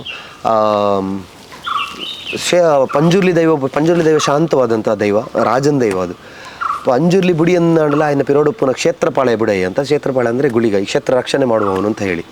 ಸೊ ಅವನು ಬಿಡುವುದಿಲ್ಲ ಅಂತ ಹೇಳಿ. ಸೊ ಪಂಜುರ್ಲಿ ಬರುವಾಗ ಅಷ್ಟು ಅಬ್ಬರದಲ್ಲಿರುವಾಗ ಕ್ಷೇತ್ರಪಾಳ ಬಂದರೆ ಹೇಗಿರ್ಬೋದು ಹೇಳಿ. ಈ ರಾಜರಿಗಿಂತ ಸೇನಾಧಿಪತಿಗಳಿಗೆ ಪವರ್ ಜಾಸ್ತಿ, ಯಾಕಂದರೆ ಶಸ್ತ್ರವಸ್ತ್ರಗಳಲ್ಲಿ ಅವರೇ ಜಾಸ್ತಿ ಪವರಲ್ಲಿರೋದು. ಸೊ ಅಂತಹ ಒಂದು ದೈವದ ಪವರ್, ಇನ್ನೊಂದು ಉಗ್ರ ರೂಪಿ ಅಂತಹ ಉಗ್ರ ರೂಪಿ ಒಂದು ಅಷ್ಟು ಅಂದರೆ ಫಿಸಿಕಲಿ ಫಿಟ್ ಆಗಿದ್ದಾರೆ. ಶಿವ ಅನ್ನುವ ಕ್ಯಾರೆಕ್ಟರ್ ಬಗ್ಗೆ ಹೇಳೋದು ನಾನು, ಯಾಕಂದರೆ ಫಸ್ಟಿಂದ ನಿಮಗೆ ತೋರಿಸ್ಕೊಂಡು ಬಂದಿದ್ದಾರೆ. ಮರ ಕಡಿಯೋದಾಗಲಿ, ಬೇಟೆಗೆ ಹೋಗೋದಾಗಲಿ, ಅಷ್ಟು ಮಾಂಸಗಳನ್ನು ತಿನ್ನುವಂಥ ಕ್ಯಾರೆಕ್ಟರ್, ಅಷ್ಟು ಕುಡಿಕೊಂಡು ಫಿಟ್ಟಾಗಿರುವಂಥ ಒಂದು ಕ್ಯಾರೆಕ್ಟರ್, ಕಂಬಳ ಓಡಿಸುವಂಥ character. So he is a fit. So ಅಂಥ ಫಿಟ್ ಬಾಡಿ ಒಳಗಡೆ ಅಂಥ ಒಂದು ಪಾಸಿಟಿವ್ ಎನರ್ಜಿ ಬಂದಾಗ ಅಫ್ಕೋರ್ಸ್ ನೀವೇನು ನೋಡಿರ್ತೀರ ಅದು ಖಂಡಿತವಾಗ್ಲೂ ಹಾಗೆ ಆಗುತ್ತೆ. ಸೊ ಇನ್ನೊಂದು ಅದಕ್ಕೆ ನಡೆದಂಥ ಸಿದ್ಧತೆ ಬಗ್ಗೆ ನಾನು ಹೇಳಬೇಕಂತ ಹೇಳಿದರೆ ಅಲ್ಲೇ ಹಾಗೆ ನಾವು ಹೇಗೆ ಹೇಳ್ಕೊಡ್ತಾ ಇದ್ವಿ. ನಾನು ವಿಕ್ರಮ್ ಅವ್ರ ಸರ್ ಹತ್ರ ಹೇಳ್ತಾ ಇದ್ದೆ, ಸರ್ ನಮ್ಮ ಹೀಗೆ ಮಾಡ್ಬೋದು, ಅಂದರೆ ಹೀಗೆ ಪಲ್ಟಿ ಹೊಡೆದು ಹೀಗೆ ನೋಡುತ್ತೆ ದೈವ, ಹೀಗೆ ಇರುತ್ತೆ ಅದರದ್ದು ಟೆಕ್ಸ್ಚರ್ಸ್. ಇದೆಲ್ಲ ನಾನು ಶಿವದತ್ತ ಗುಡಿಗೆಯಲ್ಲಿ ಮಾಡಿದಂತಹ ಕೆಲವು ಗೆಸ್ಟರ್ಸಲ್ಲಿ ಅವ್ರಿಗೆ ಹೇಳ್ತಾ ಇದ್ದೆ, ಹೀಗೆ ಮಾಡ್ಬೋದು ಅವರು ಅವರ ಸ್ಟೈಲ್ಗೆ ಸ್ವಲ್ಪ ಕನ್ವರ್ಟ್ ಮಾಡಿಕೊಂಡು, ಓಕೆ ಸರ್ ಇಲ್ಲ ಈ ರೀತಿ ಮಾಡ್ಬೋದು, ನಿಮಗೆ ಅದು ಸಮಸ್ಯೆಗಳು ಬರೋದಿಲ್ವಾ, ಎಲ್ಲೂ ನಾರ್ಮಲಿಯಾಗಿ ದೈವಾರಾಧನೆಗೆ ಎಲ್ಲೂ ಇದಾಗಬಾರ್ದು ಅವರಿಗೆ. ಸೊ ನಮ್ಮ ಎಲ್ಲ ಕೇಳ್ತಾ ಇದ್ರು, ಮುಖೇಶ್ ಹತ್ರ ಕೇಳಿ ಇದು ಓಕೆನಾ ಅಂತ ಕೇಳ್ತಾ ಇದ್ರು. ಕೇಳಿ ಎಷ್ಟು ನಾವು ಅಲ್ಲಿ ಸೌಂಡ್ ಬಾಕ್ಸ್ ಇಟ್ಟು ಮಾಡಿರೋದು, ಎಷ್ಟು ವೈಬ್ರೇಟಲ್ಲಿ ಅಂದರೆ ರಿಷಭನ ಮಾಡಿದ್ದಾರೆ ಅಂತ ಹೇಳಿದ್ರೆ, ನಾರ್ಮಲಿಯಾಗಿ ಮಾನಿಟರ್ ನೋಡುವಾಗ ನನಗೆ ನೀನು ನೋಡ್ತಾನೆ ಇದ್ದೆ ಹೀಗೆ. ಅವ್ರು ಮತ್ತೆ ಬಂದು ಸ್ವರಾಜ್ ಹೇಳು ಓಕೆನಾ ನನಗೆ ಅವ್ರು ಮಾಡೋದು ನೋಡಿದ್ರೆ ನನಗೆ ಒನ್ ಮೋರ್ ಕೇಳೋ ಬೇಡ, ಆದರೂ ಇನ್ನೂ ಚಂದ ಬಂದರೆ ಚಂದಲ್ವ ಸರ್, ಒಂದು ಬನ್ನಿ ಮಾಡುವ ಅಂತೇಳೋ, ಅದೇ ಪ್ಯಾಕ್ ಎನರ್ಜಿ. ಮತ್ತೆ 2-3 ಸರಿ ಮಾಡೋರು, 4 ಸರಿ ಹೇಳಿದ್ರು ಮಾಡೋರು. ನಾನು ಏನು ಬೇಕು ನಿಮಗೆ ಅದನ್ನು ನಾನು ಒಂದು ತಿನ್ನುವ ಒಂದು ಸನ್ನಿವೇಶ ಬರುತ್ತೆ ನಿಮಗೆ. ಆ್ಯಕ್ಚುಲಿ ಶಿವದತ್ತ ಗುಳಿಗೆಯಲ್ಲಿ ತುಂಬ ಫೇಮಸ್ ಆ್ಯಕ್ಟ್ ಅದು ಆ್ಯಕ್ಚುಲಿ ಅಲ್ಲಿ 6ನೇ ಸೀನ್. ಸೊ ಗುಳಿಗ ತುಂಬ ಅಂದರೆ ಆ ದೈವ ಹೊರಗೆ ಬರೋದೇ, ತಾಯಿ ಹೊಟ್ಟೆಯಿಂದ ಹೊರಗೆ ಬರುವಾಗಲೇ ತಿಂಡಿ ಅಂದರೆ ಊಟ ಬೇಕು ಅಂತ ಹೇಳ್ಕೊಂಡೇ ಹೊರಗೆ ಬಂದವನು. ಸೊ ಅಂಥ ಒಂದು ದೈವ ಮೈಯಲ್ಲಿ ಬರುವಾಗ ಆ ಒಂದು ಪೀಸನ್ನು ನಾವು ತೋರಿಸಿಲ್ಲ ಅಂತ ಹೇಳಿದ್ರೆ, ಅದು ಆ್ಯಕ್ಚುಲಿ ತುಳುನಾಡಿನವರಿಗೆ ಅದೊಂದು ನಾನು ತುಳುನಾಡಿನವಾಗಿ, ನಾನು ದೈವಾರಾಧನೆ ಬಗ್ಗೆ ಇಷ್ಟು ತಿಳಿದವನಾಗಿ ಅದೊಂದು ಹಾಕಿಲ್ಲ ಅಂತ ಹೇಳಿದ್ರೆ ನನಗೆ ಮನಸ್ಸಿಗೆ ತೃಪ್ತಿ ಬರಲಿಕ್ಕಿಲ್ಲ. ನಾನು ಹೇಳಿದೆ, ಋಷಭ ನಾವು ತಿನ್ನೋದು ಒಂದು ಯಾವುದಾದ್ರೂ ಮಾಡುವ, ಯಾಕಂದರೆ ಇಲ್ಲಿ ಅಲ್ಲಿ ನಮ್ಮ ಇಡೀ ಸೆಟ್ಟಲ್ಲಿ ಅಂಗಡಿನ ತೋರಿಸಿದ್ದೇವೆ ನಾವು. ಅಂಗಡಿಯಲ್ಲಿ ಮಂಡಕ್ಕಿ ಸಿಗೋದು ಒಂದು ಕಾಮನ್ ಥಿಂಗ್. ಸೊ ಅದಕ್ಕೋಸ್ಕರ ಮಂಡಕ್ಕಿಯನ್ನು ತರಿಸಿ ಅದನ್ನು ತಿನ್ನುವಂತಹ ಒಂದು ಇದು ಮಾಡಿದ್ರು. ಅದು ಕೂಡ ನನಗೆ ನಾನು ಮಾಡ್ತಿರುವಂಥ ಪಾತ್ರ ಶಿವದತ್ತ ಗುಳಿಯಲ್ಲಿ ಹೇಗೆ ಮಾಡ್ತಾಯಿದ್ದೆ ಅದೇ ಪಾತ್ರ ರೀತಿಯಲ್ಲಿ ಅವರು ಮಾಡ್ತಿರ್ತಾರೆ, ಹಾಗೇ ನನ್ನ ಹಾಗೆ ಕಾಣ್ತಿದ್ದಾರೆ. ಅಷ್ಟು ಒಂದು ತುಂಬ ನೀಟಾಗಿ ಮಾಡಿದ್ದಾರೆ. ಅವರು ಅದನ್ನು ಎಲ್ಲಿ ನೋಡಿ ಕಲ್ತಿದ್ದಾರೋ, ನಾನು ಕಳಿಸ್ಲಿಲ್ಲ ಅದನ್ನು, ದೇವರಾಣೆ ಆ ಒಂದು ಪೀಸನ್ನು ನಾನು ಬರೀ ಒಂದು ಸರಿ ತೋರಿಸಿದ್ದೇನೆ ಅಷ್ಟೇ. ಏನಾಗಿತ್ತು ಅಂದರೆ ಲೈಕ್ ಅವರು ಅಷ್ಟೇ ಭಕ್ತಿ ನಂಬಿಕೊಂಡು ಒಳಗೆ ಇಳಿದಾಗಿದೆ, ಆ ದೈವವನ್ನು ಮನಸಾರೆ ನಂಬಿದ್ದಾರೆ. ಆ ದೈವ ಏನೋ ಅವ್ರ ಹತ್ರ ಮಾಡ್ಕೊಂಡು ಹೋಗಿದ್ದಾರೆ. ಇದರಲ್ಲಿ ನಾವು ಹೇಳ್ತೀವಲ್ವ, ನಾನು ಅವರು ಮಾಡಿಸ್ಕೊಂಡು ಹೋಗುವಾಗ ಅವರಿಗೆ ಒಂದು ಕೊಡುವಾಗ ಒಂದು ಹೇಳ್ತಾರೆ, ಧೋನಿ ಮುಂದಕ್ಕೆ ಹೋಗುವ ಒಂದು ನೀರು ಮತ್ತು ಒಂದು ಅದು ಉಜ್ಜುವ ಒಂದು ವಸ್ತು ಇರ್ತದಲ್ಲ, ಅದು ಮಾತ್ರ ಮೇಯ್ನ್ ಮುಖ್ಯವಾದದ್ದು ನೀರು. ಆ ನೀರು ಮನಸ್ಬಿಟ್ರೆ ಇದು ಉಜ್ಜಬೇಕು ಅಂತಿಲ್ಲ, ನೀರು ಹೋಗ್ತಾ ಇರ್ಬೋದು. ಸೊ ಆ ನೀರಿನ ರೀತಿ ದೈವ ಧೋನಿನ ತಗೊಂಡು ಹೋಗ್ತಾ ಇತ್ತು. ಸೆಂಟ್ರಲ್ಲಿ ನಾವಿಕನ ಥರ ಇನ್ನೊಬ್ಬರು ಅಂತ ಇಟ್ಕೊಂಡು ಅದನ್ನು ಮುಂದೆ ತರಲಿಕ್ಕೆ ನಾವು ಸ್ವಲ್ಪ ಪ್ರಯತ್ನ ಪಟ್ಟಿದ್ದೇವೆ ಅಷ್ಟೇ. ಇದೆಲ್ಲವೂ ದೈವದಿಂದ ಆದದ್ದು. ನಿಮಗೆ ಗೂಸ್ ಬಂಪ್ಸ್ ಬರಲಿಕ್ಕೆ ಕಾರಣವಾಗಿದ್ದಂಥ ಒಂದು ಹೇಳ್ತೇನೆ ಮಾತ್ರ, ಈ ದೈವ ಈ ನೀವೇನು ನೋಡ್ತಿದ್ರ ಗೂಸ್ ಬಂಪ್ಸ್ ಇರುತ್ತೆ ಎಲ್ಲ ಓಕೆ. ಕೆಲವರು ನೋಡಿ US ಕಾಲ್ ಮಾಡಿ ಹೇಳ್ತಾರೆ, ನಾನು ಚಪ್ಪಲಿ ಬಿಟ್ಟು ನಿಂತು ಸಿನಿಮಾ ನೋಡಿದ್ದೀನಿ ಸರ್ ಅಂತ ಹೇಳಿ. ಒಬ್ಬರು ಆಸ್ಟ್ರೇಲಿಯಾದಿಂದ ಮೊನ್ನೆ ಸಿಡ್ನಿಯಲ್ಲಿ ಒಬ್ಬರು ಫೋನ್ ಮಾಡಿ ಹೇಳಿದರು, ಹೌಸ್ಫುಲ್ ಸರ್ ನೆಕ್ಸ್ಟ್ ಡೇ ನೋಡ್ತೀನಿ ಅಂತ. ನೆಕ್ಸ್ಟ್ ಡೇನೇ ಕಾಲ್ ಮಾಡಿ ಹೇಳಿದ್ದಿದ್ದೆ, ಸರ್ ಏನು ಅಂತ ಗೊತ್ತಿಲ್ಲ, ಯಾವ ಸಿನಿಮಾನೂ ನೋಡಲಿಲ್ಲ ನಾನು, ನನಗೆ ಅಷ್ಟು ಅರ್ಥ ಆಗ್ತಿಲ್ಲ ಸಿನಿಮಾ, ಆದರೆ ನನಗೆ ಗೊತ್ತಿಲ್ಲದೆ ಕ್ಲೈಮ್ಯಾಕ್ಸಲ್ಲಿ ನೋಡ್ತೀನಿ ನನ್ನ ಕೈ ಹೀಗೆ ಮುಗ್ದಿತ್ತು ಸರ್ ಅಂತ ಹೇಳಿ. ಸೊ ಅವರಿಗೆ ಗೊತ್ತಿಲ್ಲದ ಹಾಗೆ ಕೈಯೆಲ್ಲ ಮುಗಿತಾ ಇದ್ದಾನೆ ಅಂತ ಹೇಳಿದ್ರೆ, ಆ ದೈವ ಆ ಮಟ್ಟಿಗೆ ಎಲ್ಲರ ಮನಸ್ಸಲ್ಲೂ ಒಳಗಡೆ ಹೋಗಿದೆ. ಆದರೆ ಕೆಲವರು ಏನು ಮಾಡ್ತಾಯಿದ್ದಾರೆ, ಈ ಅತೃಪ್ತ ಆತ್ಮಗಳು ಅಂತ ಹೇಳ್ತೀವಿ ನಾವು, ಏನು ಮಾಡ್ತಾಯಿದ್ದಾರೆ ಅಂತ ಹೊರಗಡೆ ಬರುವಾಗ ಕೆಲವರು ಇದ್ದಾರೆ ಬಿಡಿ, ಕೆಲವರು ಪಾಪ ದೈವಿಕ ಭಕ್ತಿಯಲ್ಲಿ ಅವರಿಗೆ ಗೊತ್ತಿಲ್ಲದ ಹಾಗೆ ಆ ಶಬ್ದಗಳನ್ನು ಅಂದರೆ ಆ ಬೊಬ್ಬೆ ಇಡೋದನ್ನೆಲ್ಲ ಥಿಯೇಟ್ರಿಂದ ಹೊರಗಡೆ ಬರೋವಾಗ ಮಾಡ್ತಿದ್ದಾರೆ. ಅದು ಪರವಾಗಿಲ್ಲ, ಅದು ಏನೋ ದೈವದ ಮೇಲಿದ್ದ ಪ್ರೀತಿಯಿಂದಾಗಲಿ, ಆದರೂ ಅದು ದೈವ ಮಾಡಬೇಕು. ಹೊರಗಡೆ ಬಂದವ ನಾರ್ಮಲ್ ಆಗಿದ್ದವ ಸುಮ್ಮನೆ ರೋಡಲ್ಲಿ ಹೋಗುವ ಅದನ್ನು ಇಂತಲ್ಲ ಬೊಬ್ಬೆ ಹೊಡಿ ಅಂತ ಹೇಳಿದರೆ ಅದು ದೈವಕ್ಕೆ ಒಂದು ಮಕ್ಕಳು ಮಾಡಿದಾಗೆ ಆಗೋದು. ಸೊ ನಾವು ಭಕ್ತಿಯನ್ನು ಎಲ್ಲಿ ತೋರಿಸುವ ಅಂತ ಹೇಳಿದರೆ, ಹೊಡಿಯಡಿ ಅಲ್ಲಿ ದೈವಾರಾಧನೆ ಎಲ್ಲಿ ನಡೀತದೆ, ಎಲ್ಲಿ ನಡೀತದೆ, ಇಲ್ಲಿ ನಿಮ್ಮ ಮನೆ ಹತ್ರ ಇದ್ದರೆ ದೈವಾರಾಧನೆ, ಅಲ್ಲಿ ಹೋಗಿ ಈ ಸಿನಿಮಾದಿಂದ ನಿಮ್ಗೆ ಇನ್ನೂ ಭಕ್ತಿ ಜಾಸ್ತಿ ಬಂದರೆ ಆ ದೈವಕ್ಕೆ ಏನಾದರೂ ಮಾಡಿಲ್ಲ, ದೈವದ ಪಾದಕ್ಕೆ ಅಡ್ಡ ಬೀಳ್ತು, ನಿಮಗೇನು ಬೇಕೋ ಆ ದೈವದ ಹತ್ರ ಕೇಳ್ಕೊಳ್ಳಿ. ಅದನ್ನು ಬಿಟ್ಟು ಆ ಬೊಬ್ಬೆ ಹಿಡಿಯೋದಾಗಲಿ ಅದನ್ನು ಮಾಡ್ಲಿಕ್ಕೆ ಹೋಗಬೇಡಿ. ಇನ್ನೊಂದು ನನಗೆ ಇವಾಗ ಇಷ್ಟು ಟ್ಯಾಗ್ ಮಾಡ್ತಾರೆ ಎಲ್ಲರೂ, ತುಂಬ ಖುಷಿಯಾದ ವಿಷಯ ನನಗೆ. ಬಟ್ ಟ್ಯಾಗ್ ಮಾಡುವಾಗ ಏನು ಮಾಡ್ತಾಯಿದ್ದೀರಾ ಅಂದರೆ, ಸಿನಿಮಾದ ಇಂಪಾರ್ಟೆಂಟ್ ಸೀನ್ಗಳನ್ನೇ ವೀಡಿಯೋ ಮಾಡಿ ಟ್ಯಾಗ್ ಮಾಡ್ತಾಯಿದ್ದೀರಾ ರಿಟರ್ನ್. ನಾವು ಅದನ್ನು ರಿಟರ್ನ್ ಟ್ಯಾಗ್ ಮಾಡಲಿಕ್ಕೂ ಅಲ್ಲ, ಮಾಡದೇ ಇರೋದಕ್ಕೂ ಅಲ್ಲ. ಮಾಡಲಿಲ್ಲ ಅಂದರೆ ನಿಮಗೇನೋ ಬೇಜಾರಾಗುತ್ತೆ ನಮ್ಮ ಮೇಲೆ. ನನಗೆ ಈ ಸಮಸ್ಯೆ ಇವಾಗ ಅದು ದೊಡ್ಡ ಸಮಸ್ಯೆ. ಯಾಕೆಂತ ಹೇಳಿದ್ರೆ, ಬೆಳೀತಾ ಇರುವಾಗ ಒಬ್ಬರನ್ನು ನಾನು ನೆಗ್ಲೆಕ್ಟ್ ಮಾಡೋ ಹಾಗಿಲ್ಲ. ನಾನು ಒಬ್ಬರನ್ನು ಕೂಡ ನೋಡಿದ್ದೆ ಮೇಲೆ ಆಗ ಮಾರ ಆಯ್ತು ಕಾಂತಾರ ಪಿಕ್ಚರ್ ಓದ್ತೀವಿ ಎಲ್ಲರಿಗೂ ಗುಂತುಜೆ ಮಾರ ಅಂತೇಳಿ. ಸೊ ನಾವು ಎಲ್ಲವನ್ನೂ ಟ್ಯಾಗ್ ಮಾಡ್ತೇವೆ ರಿಟರ್ನ್. ಬಟ್ ಟ್ಯಾಗ್ ಮಾಡುವಾಗ ಏನಾಗುತ್ತೆ ಅಂತ ಹೇಳಿದ್ರೆ, ನಾವು ಅದನ್ನು ಬ್ಲರ್ ಮಾಡಿಯೋ ಇಲ್ಲ ಮತ್ತೆ ನಾವು ಅದನ್ನು ವರ್ಕ್ ಮಾಡಬೇಕಾಗುತ್ತೆ ಅದ್ರ ಹಿಂದೆ. ಸೊ ನೀವು ಫೋಟೋ ಹಾಕಿ, ಕಾಂತಾರದ ಫೋಟೋ ಪೋಸ್ಟರ್ಸ್ ಎಷ್ಟೋ ಸಿಗುತ್ತೆ, ಅದನ್ನು ಹಾಕಿ ನಿಮ್ಮ ರಿವ್ಯೂಸ್ ಏನೇ ಎಲ್ಲವನ್ನೂ ಬರೀರಿ, ಪ್ರಾಬ್ಲಮ್ ಇಲ್ಲ. ಯಾಕಂದರೆ ಎಷ್ಟೋ ಜನಗಳಿಗೆ ಟಿಕೆಟ್ ಸಿಗಲಿಲ್ಲ ಇನ್ನು. ನನ್ನ ಫ್ರೆಂಡ್ ಕೆಲವರೆಲ್ಲ ಒಂದು 10-15 ಜನ ಮೊನ್ನೆಯಿಂದ ಜೊತೆಗೆ ಹೋಗಬೇಕು ಅಂತ ಹೇಳಿ, ಬಟ್ ಅವ್ರು ಹೇಳಿದ ಮಾತೇನು ಅಂತ ಹೇಳಿದ್ರೆ, ಸ್ಟೇಟಸ್ ಇದೆ ಸಾಧಾರಣ ಪಿಕ್ಚರ್ ತು ಇಲ್ಲ ಕಾವೊಂದುಂಡು ಬ್ರೋ ಅಂತ ಹೇಳ್ತಿದ್ದಾರೆ. ಸೊ ಏನಕ್ಕೆ ಆಗ್ತಾ ಇದೆ ಅಂತ ಹೇಳಿದ್ರೆ, ಒಬ್ಬೊಬ್ಬ ಒಂದೊಂದು ಪೀಸನ್ನು ಹಾಕ್ತಾ ಇದ್ದಾನೆ. ಜನಗಳಿಗೆ ಕನೆಕ್ಟಿವಿಟಿ ಅಂದರೆ ಜನಗಳು ಎಲ್ಲರೂ ಹೋಗಿ ಹೊರಗಡೆ ಕತೆ ಹೇಳ್ತಾ ಇದ್ದಾರೆ, ಎಲ್ರಿಗೂ ಗೊತ್ತು, ನಾವೆಲ್ಲ ಇಂಟರ್ವ್ಯೂಲ್ಲಿ ನಾವು ಕತೆಗಳು ಹೇಳ್ತಾ ಇದ್ದೀವಿ. ಆದರೂ ಆ ನೋಡಿ ರೋಮಾಂಚನ ಆಗೋ ವಿಷಯಗಳಿದೆಯಲ್ಲ, ಅದು ನೋಡಲೇಬೇಕು. ಇನ್ನೊಂದು ಪೈರಸಿ ಆಗಿರುವಂತಹ ವಿಷಯಗಳು ನಮ್ಗೆ ತಿಳಿದು ಬಂದಿದೆ. ಅದರ ಬಗ್ಗೆ ತುಂಬ ನಾವು ಕಂಪ್ಲೇಂಟನ್ನು ಮಾಡಿದ್ದೇವೆ. ಆದರೂ ಸಹ ದಯವಿಟ್ಟು ಯಾರ ಹತ್ರ ಆದರೂ ಮೊಬೈಲಲ್ಲಿ ಅಲ್ಲಿ ಇಲ್ಲಿ ಇದ್ದರೆ ನೋಡ್ಲಿಕ್ಕೆ ಹೋಗಬೇಡಿ.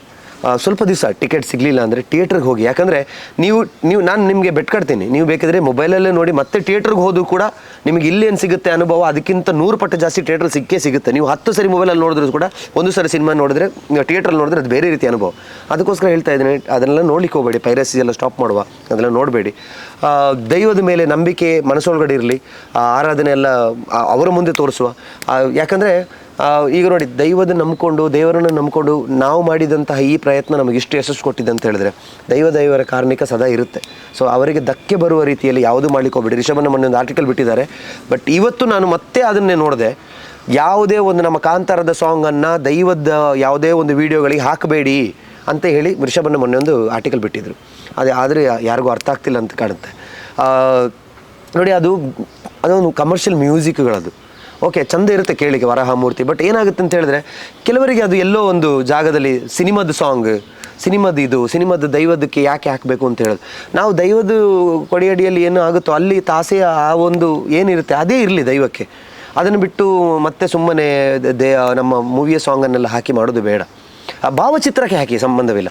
ದೈವ ನರ್ತನ ಮಾಡ್ತಾ ಇರ್ತದೆ, ಅದರ ಹಿಂದೆ ವರಹಮೂರ್ತಿ ಸಾಂಗ್ ಆಗಲಿ ಇದಾಗಲಿ ಅದು ಸಿನಿಮಾಕ್ಕೆ ಇರಲಿ ಅಂತ ನಮ್ಮ ಭಾವನೆ. ಅದು ಮತ್ತು ಚಿಕ್ಕ ಮಕ್ಕಳಾಗಲಿ, ಈಗ ಶಿವದೂತಗಳಿಗಿದಾಗಲಿ ಅದು ನಾಟಕ, ಅದೊಂದು ಮನಸ್ಸಿಗೆ ಮುಟ್ಟಿದ ನಾಟಕ. ಅದಕ್ಕೆ ನಾವು ಜಾಸ್ತಿ ಇದು ಮಾಡಲಿಕ್ಕೆ ಆಗೋದಿಲ್ಲ. ಯಾಕಂದರೆ ನಾಟಕದಲ್ಲಿ ನಾವು ಅಷ್ಟು ಮನಸ್ಸೊಳಗಡೆ ಶ್ರದ್ಧಾಭಕ್ತಿ ಇಟ್ಕೊಂಡ್ರು ಕೂಡ ಸ್ಟೇಜ್ ಮೇಲೆ that's a stage performance. But ಸಿನಿಮಾದಲ್ಲಿ ಅಲ್ಲಿ ಮಾಡಿರುವಂತಹ ಎಲ್ಲವೂ ನಿಜವಾದಂತಹದ್ದು. ಸೊ ಅದನ್ನು ನೋಡಿ ಇಷ್ಟಪಟ್ಟು ಏನೋ ಮಾಡಿ ಅಂದರೆ ಆ ಸಾಂಗ್ ಇಟ್ಟು ನಲಿಯೋದು. ಶಿವದೂತಗಳಿಗೆಲ್ಲೂ ಅದನ್ನೇ ಮಾಡ್ತಿದ್ದಾರೆ. ಅದನ್ನು ನಾನು ಹೇಳೋದು, ದೊಡ್ಡವರು ಒಂದು ಸ್ವಲ್ಪ ಚಿಕ್ಕ ಮಕ್ಕಳಿಗೆ ಅದನ್ನು ಇದು ಮಾಡಲಿ. ಅವರಿಗೆ ಅದು ಸೂಪರ್ಮ್ಯಾನ್ ಥರ ಕಾಣ್ತಿದ್ದೀವ, ನಾವು ಯಾವ ರೀತಿ ಕಾಣ್ತಿದ್ದೀವಿ ಅಂತ ಗೊತ್ತಿಲ್ಲ. ಬಟ್ ಅವ್ರು ಏನು ಮಾಡ್ತಿದ್ದಾರೆ, ಅದನ್ನ ಆ ಸಾಂಗನ್ನು ಇಟ್ಕೊಂಡು ಡೈಲಿ ಏನೋ ಪೇಪರೆಲ್ಲ ಕಟ್ಕೊಂಡು ಹೀಗೆಲ್ಲ ಮಾಡಿಕೊಂಡು ಕುಣಿದುಕೊಂಡು ಇದು ಏನಾದರೂ ಚಿಕ್ಕ ಮಕ್ಕಳಿಗೆ ತುಂಬ ಗಾಢವಾಗಿ ಮನಸ್ಸೊಳಗಡೆ ಹೋದರೆ ಅದು ತುಂಬ ಆಮೇಲೆ ಅವ್ರಿಗೆ ಪ್ರಭಾವ ಬೀಳಲಿಕ್ಕೆ ಸಾಧ್ಯತೆ ಇರುತ್ತೆ. ಸೊ ಈಗಲೇ ಅದನ್ನು ನಿಲ್ಲಿಸುವ. ಅವ್ರ ಹತ್ರ ಹೇಳಿ, ಭಕ್ತಿ ಮಾಡಲಿ, ದೈವಕ್ಕೆ ಕೈ ಮುಗಿರಿ ಅಂತ ಹೇಳಿ. ಕುಣಿಯೋದು ಅದೆಲ್ಲ ಓಕೆ, ಆದರೂ ಅದು ಮನಸ್ಸೊಳಗಡೆ ಇದ್ದರೆ ಒಳ್ಳೆಯದು. ಯಾಕಂದರೆ ನಾಳೆ ಅದೇ ಜಾಸ್ತಿ ಆಗಿಬಿಡುತ್ತೆ. ಅದೇ ನಾವು ಏನು ನೋಡಿ, ಶಿವದೂತಗಳಿಗೆ ನಾವು ಒಂದು ಪ್ಯಾಟರ್ನ್ ಇಟ್ಕೊಂಡು ಹೊರಟಿದ್ವಿ. ಏನು ಅಂತ ಹೇಳಿದ್ರೆ ದೈವಾರಾಧನೆಯನ್ನು ಬೆಳೆಸಬೇಕು. ಇಡೀ ದೈವರನ್ನು ಮೊನ್ನೆ ಅದೇ ಮಾತನ್ನು ರಿಷಭನ್ನ ಹೇಳಿದ್ರು. ನಾವು ಇಡೀ ಅದನ್ನು ಆ ದೈವ ನರ್ತಕರ ಸಮಾಜಕ್ಕೆ ಅರ್ಪಣೆ ಮಾಡಿದಂತಹ ನಾಟಕ. ನಮ್ಮ ನಾಟಕದ ಫಸ್ಟ್ಗೆ ಬರ್ತದೆ, ದೈವ ಚಾಕರಿ ಮಾಡುವವರಿಗೆ ಇದು ಸಮರ್ಪಣೆ ಅಂತ. ಮೊನ್ನೆ ಪ್ರೆಸ್ ಮೀಟಲ್ಲೂ ರಿಷಭನ್ನ ಫಸ್ಟ್ ಹೇಳಿದ್ದು 2 ಮಾತು ಅದೇ. ಇದನ್ನು ಇಡೀ ಅವರ ಒಂದು ಇದಕ್ಕೆ ಜನಾಂಗಕ್ಕೆ ನಾವು ಸಮರ್ಪಣೆ ಮಾಡ್ತಾ ಇದ್ದೀವಿ ಈ ಸಿನಿಮಾವನ್ನು ಅಂತ. ಸೊ ಇದನ್ನೆಲ್ಲ ಉಳಿಸ್ಬೇಕು ಅಂತ ಹೇಳಿ ನಾವು ಸಿನಿಮಾಗಳು ಮಾಡ್ತಿರುವಾಗ, ನಾಟಕಗಳು ಮಾಡ್ತಿರುವಾಗ ಯಾವುದೋ ಒಂದು ಜಾಗದಲ್ಲಿ ನೀವು ಮಾಡುವಂತಹ ಚಿಕ್ಕ ಚಿಕ್ಕ ವೀಡಿಯೋಗಳಾಗಲಿ ಎಂಥವು ಅದು ಇನ್ನೂ ಅದಕ್ಕೆ ಧಕ್ಕೆ ತರೋದಾದರೆ ಅದೆಲ್ಲ ಬೇಡ ಅಂತ ನನ್ನ ಪ್ರಕಾರ.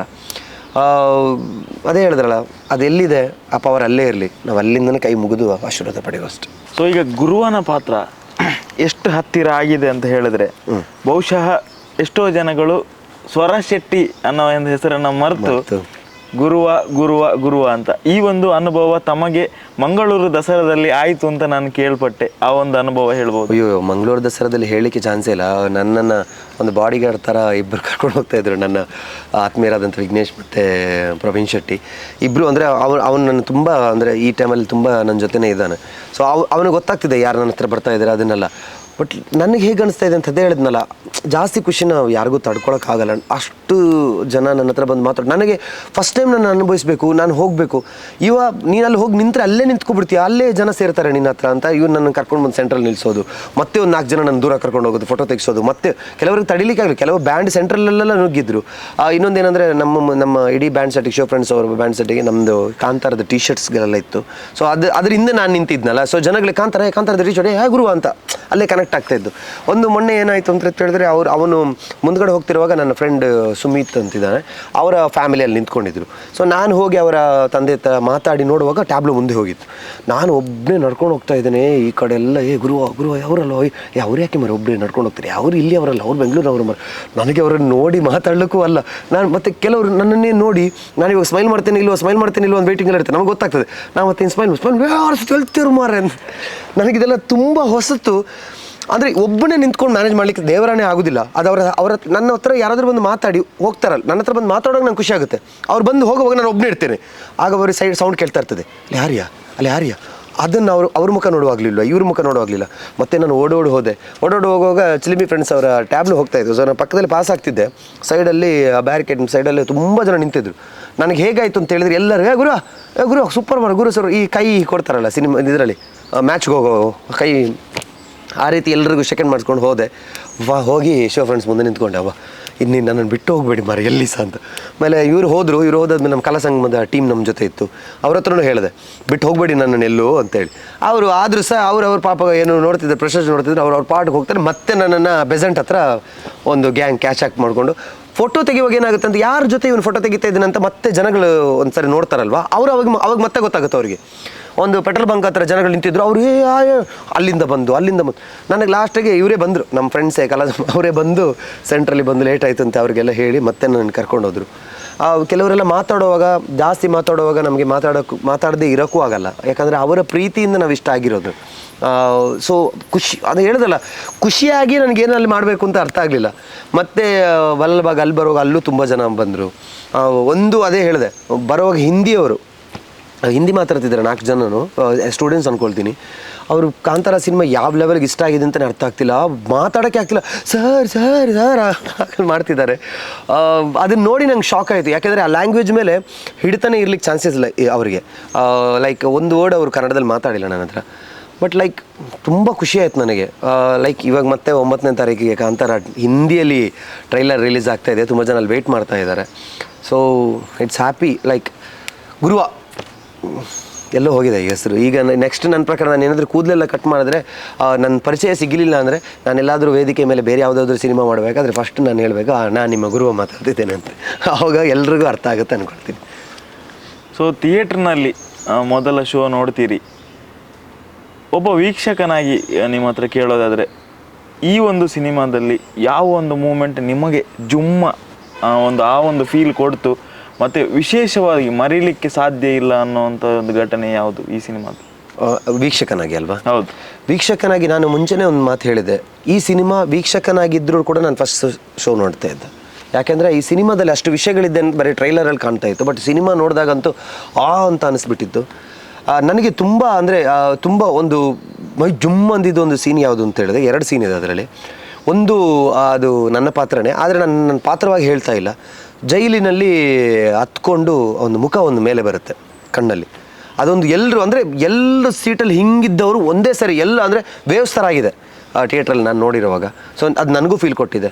ಇನ್ನೊಂದು ರಾಜ್ಬಿ ಶೆಟ್ಟಿ ಅವರ ಕೊರಿಯೋಗ್ರಫಿಯಲ್ಲಿ ಎಂಡಿನ ಒಂದು ಕೋಲದ ಸೀನಲ್ಲಿ ಕಿಶೋರ್ ಸರ್ನ ಎಳೆದು ಕೈಯಲ್ಲಿ ಹಿಡಿದು ದೈವ ಒಂದು ಹೀಗೆ ಮಾಡುತ್ತೆ ನೋಡಿ, ನೀವೆಲ್ಲ ನಮ್ಮವರೇ, ಅದು ಲೈಕ್ ಅದನ್ನ ನೋಡಿದ್ದೇವೆ. ಅಂದರೆ ಗೊತ್ತಿನವ್ರನ್ನೆಲ್ಲ ಕರೆದು ಮಾಡುವಾಗ ಅದರಲ್ಲಿ ಕಿಶೋರ್ ಸರ್ ಆ ಫೀಲ್, ಅಷ್ಟು ತನಕ ಒಂದು ಫೇಸಲ್ಲಿ ಇದ್ದಿದ್ದು ಒಂದು ಭಾವನೆನೋ, ಆ ಮೂಮೆಂಟಲ್ಲಿ ಕಿಶೋರ್ ಸರ್ ಕಣ್ಣು ಮುಂದೆ ಇದ್ದಿದ್ದು ಒಂದು ಫೀಲ್, ಆ ದೈವ, ಆ ಒಂದು ಇದು ನನಗೆ ತುಂಬ ಇದು ಮಾಡಿಬಿಟ್ಟಿತ್ತು.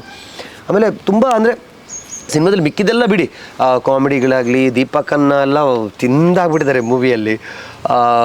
ನಾನು ವಿಜಯನ ಪಕ್ಕ ಕೂತಿದ್ದೆ. ಆ್ಯಕ್ಚುಲಿ ವಿಜಯನ ನಿಮ್ಗೆ ನೋಡಿರ್ಬೋದು, ಅವ್ರು ಜಾಸ್ತಿ ನಗೋಡೋದು ಕಮ್ಮಿ.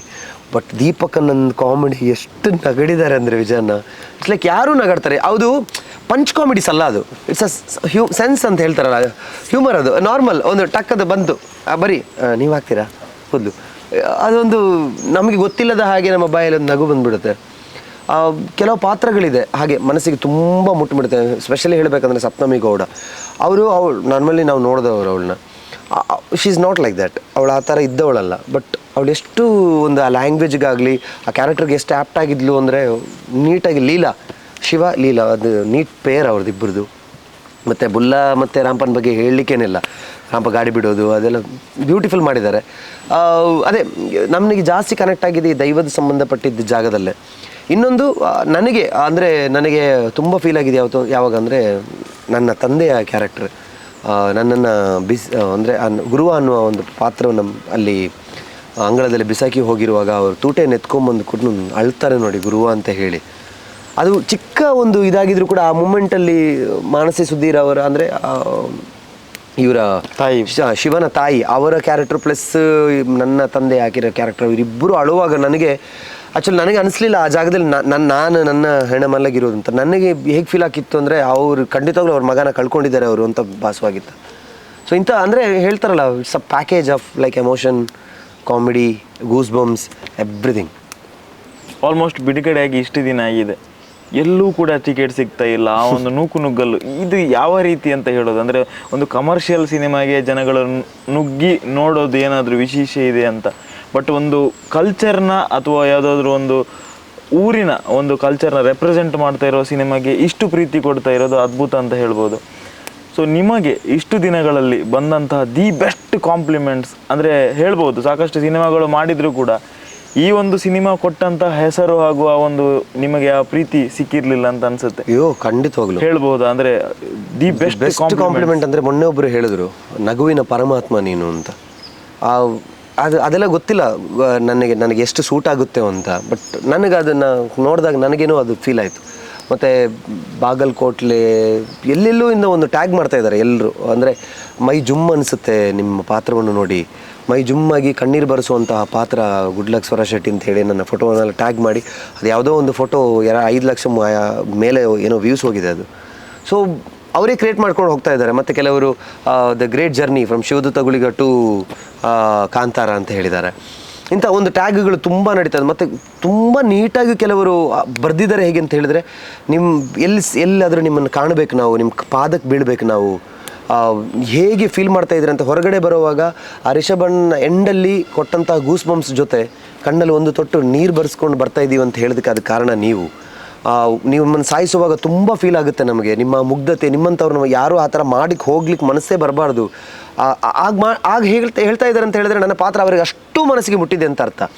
ಆಮೇಲೆ ಎಷ್ಟು ಮುಗ್ಧೆ ಆಗಿದ್ದೀರ ನೀವು, ನಿಮ್ಮದೊಂದು ರಿಯಲ್ ಫೋಟೋ ಕಳಿಸ್ಬೋದಾ ಅಂತೇಳಿ ಹೇಳಿ ಮತ್ತೆ ಅವರು ಎಲ್ಲೋ ಒಂದು ಜಾಗದಲ್ಲಿ ಫೋಟೋ ತೆಗೆದು ಅವರೇ ಹಾಕ್ತಾರೆ. ಮತ್ತೆ ನೀವು ಹೀಗಿದ್ದವರ ಅನ್ಬಿಲೀವೇಬಲ್, ನೀವು ಇದನ್ನು ಮಾಡಲಿಕ್ಕೆ ಚಾನ್ಸೇ ಇಲ್ಲ, ನೀವು ನಿಜವಾಗ್ಲೂ ನಟರು, ಆ ಥರ ಈ ಥರ ತುಂಬ ಕಾಂಪ್ಲಿಮೆಂಟ್ ಎಲ್ಲರ ಬಾಯಲ್ಲಿ ಬಂದ ಸೇಮ್ ಆ್ಯಂಡ್ ಒಂದು ಅದು ಪ್ರಾಪರ್ ಅಂತ ನನಗನ್ಸುತ್ತೆ. ಏನಂದರೆ you have a good divine face ಅಂತ ಹೇಳಿ, ನಿಮ್ಮ ಮುಖದಲ್ಲಿ ದೈವ ಕಳೆ ಎದ್ದು ಕಾಣ್ತಾ ಇದೆ. ನೀವು ಇಟ್ಟಿರುವಂಥ ಈ ಸ್ಟೆಪ್ಪು ನಾವು ಯಾರೂ ನಿಮಗೆ ಸಪೋರ್ಟ್ ಮಾಡಬೇಕು ಅಂತಿಲ್ಲ. ನೀವು ಖಂಡಿತವಾಗಲೂ ನೀವು ಯಾರನ್ನ ಹಿಡಿದಿದ್ದೀರ ದೈವ ನಿಮ್ಮನ್ನು ಎಲ್ಲೋ ಕರ್ಕೊಂಡೋಗಿ ಬಿಡುತ್ತೆ ಅಂತ ಎಲ್ಲರ ಕಾಮನ್ ಕಮೆಂಟ್ ಇದು. ಸೊ ಇದಕ್ಕೆ ಹೇಳಿದ್ರಲ್ಲ, ದೇವರ ಸ್ಥಾನದಲ್ಲಿ ನಮ್ಮ ತಂದೆ ತಾಯಿ ಅವರೆಲ್ಲ ಎಲ್ಲ ನನ್ನ ಕುಟುಂಬದಲ್ಲಿ ನನ್ನ ಫ್ರೆಂಡ್ಸ್ ಅವರೆಲ್ಲ ಒಂದು ಜಾಗದಲ್ಲಿ ನಿಂತು, ಈ ಕಡೆ ದೈವ ನಿಂತು, ಈ ಕಡೆ ಈಗ ಅಭಿಮಾನಿ ದೇವರುಗಳೆಲ್ಲ ನಿಂತು ನನ್ನ ಹಾರೈಸ್ತಿರುವಾಗ ನನ್ನ ಪ್ರಕಾರ ಇನ್ನೂ ನಾನು ನಿಲ್ಲೋದಿಲ್ಲ ಅಂತ. ಆದರೆ ನನಗೆ ಆಸೆಗಳಿದೆ, ನನಗೆ ಗೊತ್ತು ಈ ಕೂದಲೆಲ್ಲ ತೆಗೆದಾದ್ಮೇಲೆ ನಾನು ಯಾವುದಾದ್ರೂ ಒಂದು ಬೇರೆ ಸಿನಿಮಾ ಮಾಡಿದ್ರೆ ನನ್ನ ಗುರುತು ಸಿಗೋದು ತುಂಬ ಕಷ್ಟ ಅಂತ.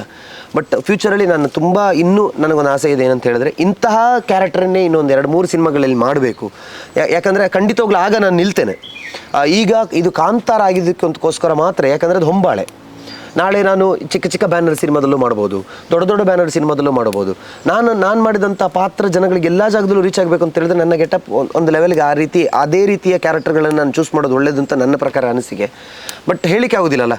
ನಾನು ಇವಾಗ ಕೂತ್ಕೊಂಡು ಏನು ಅಂದ್ಕೊಳ್ತಿದ್ದೇನೆ ಅಂತ ಹೇಳಿದರೆ ಅದು ಜನಗಳು ಹೇಗೆ ಅಂದ್ಕೊಳ್ತಿದ್ದಾರೆ ಅಂತ ಅವ್ರಿಗೆ ಬಿಟ್ಟಿರೋದು. ಯಾಕಂದ್ರೆ ನಾನು ಅಂದ್ಕೊಂಡಿದ್ದೆ ಕಾಂತಾರ ಬರುವಾಗ ನಾನು ಹೇಳ್ಬೋದು, ಅಂದರೆ ಸಿನಿಮಾ ಹಿಟ್ಟಾದ್ಮೇಲೆ ಯಾನ ಇಟ್ಟಿತ್ತೆ ಮಾರೆ ಅಂತ ನಾನು ಹೇಳಬೇಕು ಅಂತ ಅಂದ್ಕೊಂಡಿದ್ದೆ. ದೇವರಾಣೆ, ಇದು ನಿಜವಾಗ್ಲೂ ಹೇಳೋದು. ನನಗೆ ಒಂದು ಪಾತ್ರ ಬೇಕು ಕಾಂತಾರದಲ್ಲಿ ಅಂತ ಹೇಳಿದ್ದು ಅದಕ್ಕೋಸ್ಕರ. ಯಾಕಂದರೆ ನನಗೆ ಗೊತ್ತು ಸಿನಿಮಾ ಹಿಟ್ಟಾಗುತ್ತೆ. ಸಿನಿಮಾ ಹಿಟ್ಟಾಗುವಾಗ ಬೇರೆಯವ್ರು ಹೇಳೋದಲ್ಲ, ನಾನು ಯಾಕೆ ಕಾಂತಾರ ಅಡಿಕ್ತ ಮಾರೆ, ಹಿಂಗೊಂದು ಭಯಂಕರ ಖುಷಿ ಮಾರೆ, ಬೇರೆ ಕಾಂತಾರ ಅಡಿಕ್ತಾರ ಮಾರೆ, ಇರಾವಲಿ ಮಾರೆ, ಆ ಮಾತುಗಳು ನನಗೆ ಬರುತ್ತೆ ಅಂತ ನಾನು ಅಂದ್ಕೊಂಡಿರುವಾಗ ಈಗ ಹೇಗಾಗಿದೆ ಅಂತ ಹೇಳಿದ್ರೆ, ಕಾಂತಾರದಿಂದ ಗುರುವನ ಪಾತ್ರ ಎಲ್ಲೋ ಹೋಗಿ ಗುರುವನಾಗಿ ಬದುಕ್ತಾ ಇದ್ದೀನಿ ಈಗ. ಅದೇನು ಹೇಳ್ದಲ್ಲ, ಹೇಳಕ್ಕೆ ಮಾತುಗಳೇ ಇಲ್ಲ ಈಗ.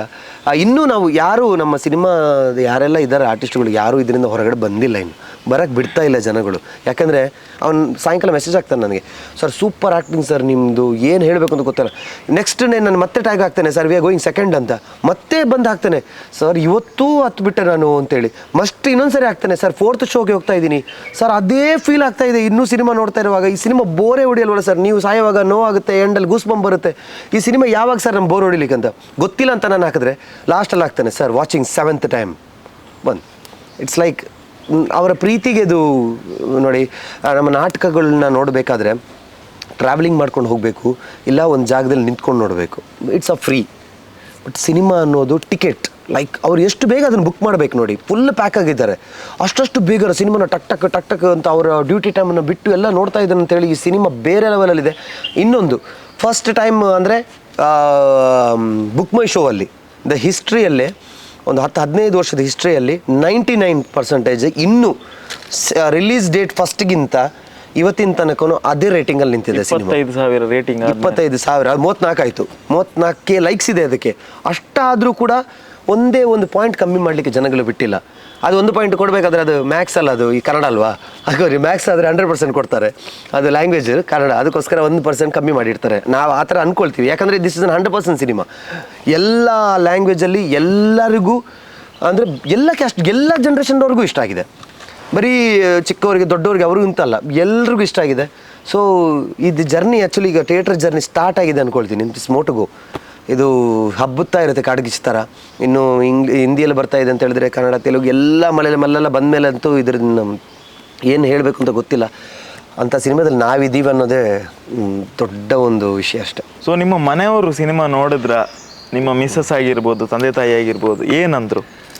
ಮಿಸ್ಸಸ್ಸಿಗೆ ಅವಳಿಗೂ ತಡಲಿಕ್ಕೆ ಆಗಲಿಲ್ಲ, ಬಂದು ತಬ್ಬಿಟ್ಕೊಂಡ್ಳು. ಅಂದರೆ ಅವಳಿಗೊಂದು ಪ್ರಾಬ್ಲಮ್ ಇತ್ತು. ಅವಳು ಪಕ್ಕದಲ್ಲಿ ಇರೋರ ಹತ್ರ ಕೇಳ್ತಾ ಇದ್ಲಂತೆ. ಅಂದರೆ ನಿಮಗೆ ಸಿನಿಮಾ ಇಷ್ಟ ಆಗ್ತಾ ಇದೆಯಾ, ನಿಮಗೆ ಸಿನಿಮಾ ಇಷ್ಟ ಆಗ್ತದೆ, ಅದಕ್ಕೆ ಅವ್ರಿಗೆ ನಿಮಗೆ ಯಾಕೆ ಇಷ್ಟ ಆಗ್ತಿಲ್ವ? ಇಲ್ಲ, ನನಗೆ ನನ್ನ ಗಂಡ ಕಾಣ್ತಾ ಇದ್ದಾನೆ ಅದರಲ್ಲಿ.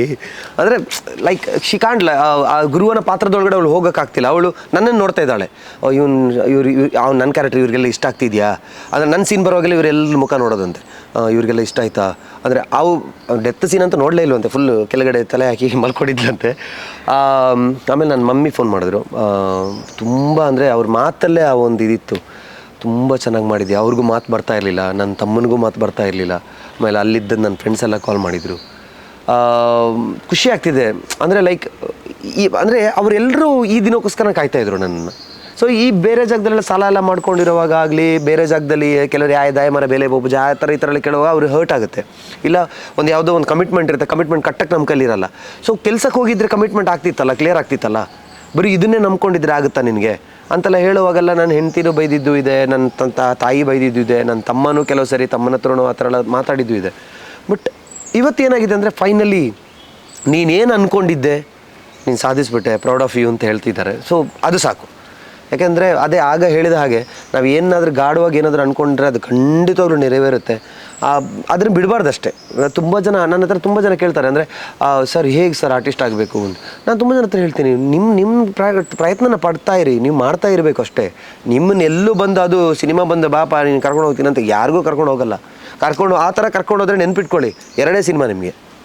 ಹೋಗ್ತೀರಾ, ಮಲ್ಕೊಳ್ತೀರಾ. ಎಲ್ಲ ನೀವೇ ನೋಡಿ, ಯಾರ್ಯಾರೆಲ್ಲ ಟಾಪ್ ಪೊಸಿಷನಲ್ಲಿದ್ದಾರೆ ಅವರೆಲ್ಲನೂ ಕೆಳಗಡೆ ಸ್ಕ್ರ್ಯಾಚಿಂದ ಅವರ ಬೆಳವಣಿಗೆನ ಇಟ್ಕೊಂಡು ಬಂದು ಎಷ್ಟು ದೊಡ್ಡ ಸ್ಟಾರ್ಗಳಾಗಿರೋದು. ಯಾರು ಪಟ್ಟಂತ ಬಂದು 2 ಸಿನಿಮಾದಲ್ಲಿ ಸ್ಟಾರ್ ಆದವರೆಲ್ಲ ಎಲ್ಲೋ ಹೋಗ್ಬಿಟ್ಟಿದ್ದಾರೆ. ಯಾರೂ ನಿಲ್ಲಲ್ಲ, ಇಂಡಸ್ಟ್ರಿ ಅಷ್ಟು ಬೇಗ ನಿಲ್ಲಲ್ಲ. ಟಕ್ಕಂತ ಕೊಟ್ಟರೆ ಬೇಗ ಇಸ್ಕೊಳುತ್ತೆ, ಲೇಟಾಗಿ ಕೊಟ್ಟಿದ್ದನ್ನು ಲೈಫ್ ಟಾಂಗ್ ಸಿಕ್ಕುತ್ತೆ ನಿಮಗೆ. ಸೊ ಆ್ಯಕ್ಟಿಂಗ್ ಅದು ಕೆಲವರು ಏನು ಮಾಡ್ತಾರೆ ಅಂದರೆ ಆ್ಯಕ್ಟಿಂಗೋಸ್ಕರ ಬರ್ತಾರೆ, ಎಂಡ್ ಮೂಮೆಂಟಲ್ಲಿ ಪಾಪ ಅವರ ಆರ್ಥಿಕ ಸ್ಥಿತಿ, ಅವರ ಫ್ಯಾಮಿಲಿ ಸ್ಥಿತಿ ಏನೋ ಒಂದಾಗಿ ಲಾಸ್ಟಲ್ಲಿ ಬಿಟ್ಬಿಡ್ತಾರೆ. ಅದನ್ನು ಒಂದು ಸರಿ ಬಿಟ್ಟು ನೀವು ಬೇರೆ ಜಾಬ್ಗೆಲ್ಲ ಹೋಗಿ ಮತ್ತೆ ಸಿನಿಮಾ ಪಕ್ಕ ತಲೆ ಹಾಕೋ ನಂತರ ಚಾನ್ಸೇ ಇಲ್ಲ ನಿಮಗೆ, ಅದು ಹಿಡಿಯಲ್ಲ. ಈ ಥರ ಏನಾದರೂ ಅದರ ಹಿಂದೆನೇ ಇದ್ದರೆ ನೋಡಿ ಹೀಗೆ ಹಿಡಿಯುತ್ತೆ. ಬಟ್ ನನಗೆ ಏನಾಯಿತು ಅಂತ ಸಿನಿಮಾ ಹಿಡಿದಿದೆಯಾ ನಾಟಕ ಹಿಡಿದಿದೆಯಾ ಗೊತ್ತಿಲ್ಲ, ದೈವಗಳು ಹಿಡಿದಿರೋದಂತೂ ಗ್ಯಾರಂಟಿ. ಯಾಕಂದರೆ 2 ಈ ವರ್ಷ ನನ್ನ ಲೈಫನ್ನೇ ಚೇಂಜ್ ಮಾಡಿದಂತಹ 2 ಅದು ದೈವದ್ದೇ. ಒಂದು ಶಿವದತ್ತ ಗುಳಿಗೆ, ಅದು ಗುಳಿಗ ದೈವದ್ದು, ಇದು ಪಂಜುರ್ಲಿ ದೈವದ್ದು. ಇದರಲ್ಲೂ ಗುಳಿಗ ಇದ್ದಾನೆ, ಆದರೂ ದೈವಗಳೇ ನನ್ನ ಕೈ ಹಿಡಿದಾಗಿದೆ. ಸೊ ಏನೋ ಹೇಳ್ತೀವಲ್ಲ, ಫುಲ್ ನಂಬಿಕೆ ಬಂದಿದೆ.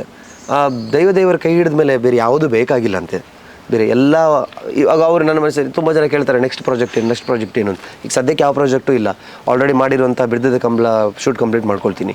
ಯಾವ ಆಫರ್ಸ್ಗೂ ಕೆಲವುದೆಲ್ಲ ಬಂದಿದೆ, ಯಾವುದೇ ಕನ್ಫರ್ಮೇಷನ್ ಆಗಲಿಲ್ಲ. ಬಟ್ ನನಗೆ ಗೊತ್ತು ಇನ್ನು, ಯಾಕೆಂದರೆ ನಾನು ಆಗಲೇ ಹೇಳಿದಾಗ 3 ದೋಣಿ ಮೇಲೆ ಕಾಲಿಡುವಾಗ ಕರೆಕ್ಟಾಗಿ ಅಂದ್ಕೊಂಡು ಯಾವುದನ್ನೂ ಒಂದನ್ನು ಬಿಟ್ಟೆ. ಅದ್ರ ಬಗ್ಗೆ ಒಂದು ಹೇಳಬೇಕು. ಬಿಡೋ ಟೈಮಲ್ಲಿ ಅವ್ರಿಗೆ ಯಾರೆಲ್ಲರಿಗೂ ಬೇಜಾರಾಗಿದೆ. ಕೆಲವರೆಲ್ಲ ಅವರಿಂದ ನನ್ನ ಸೀರಿಯಲಿಂದ ಇದಾಯಿತು ಅದಾಯಿತು ಅಂದ್ಕೊಟ್ರು. ಬಟ್ ಇವತ್ತು ಒಂದು 3 ಡೇಸ್ ಬ್ಯಾಕ್ ನನಗೆ ಅಲ್ಲಿಂದ ಒಂದು ಕಾಲ್ ಬಂದಿತ್ತು. ಏನು ಮಾಡ್ತಿದ್ದೆ ನೀನು? ನಾನು ಈ ಥರ ಡ್ರಾಮಾದಲ್ಲಿದ್ದೀನಿ. ನೀವೇನು ಮಾಡ್ತಿದ್ರಿ? ನಾವು ಮನೇಲಿದ್ದೀವಿ. ಯಾಕೆ ಸರ್ ಅದೇನು? ಇಲ್ಲ, ಪ್ರಾಜೆಕ್ಟ್ ಸ್ವಲ್ಪ ಪ್ರಾಬ್ಲಮ್ ಆಗಿ ಹೊರಗಡೆ ಬಂದೆ.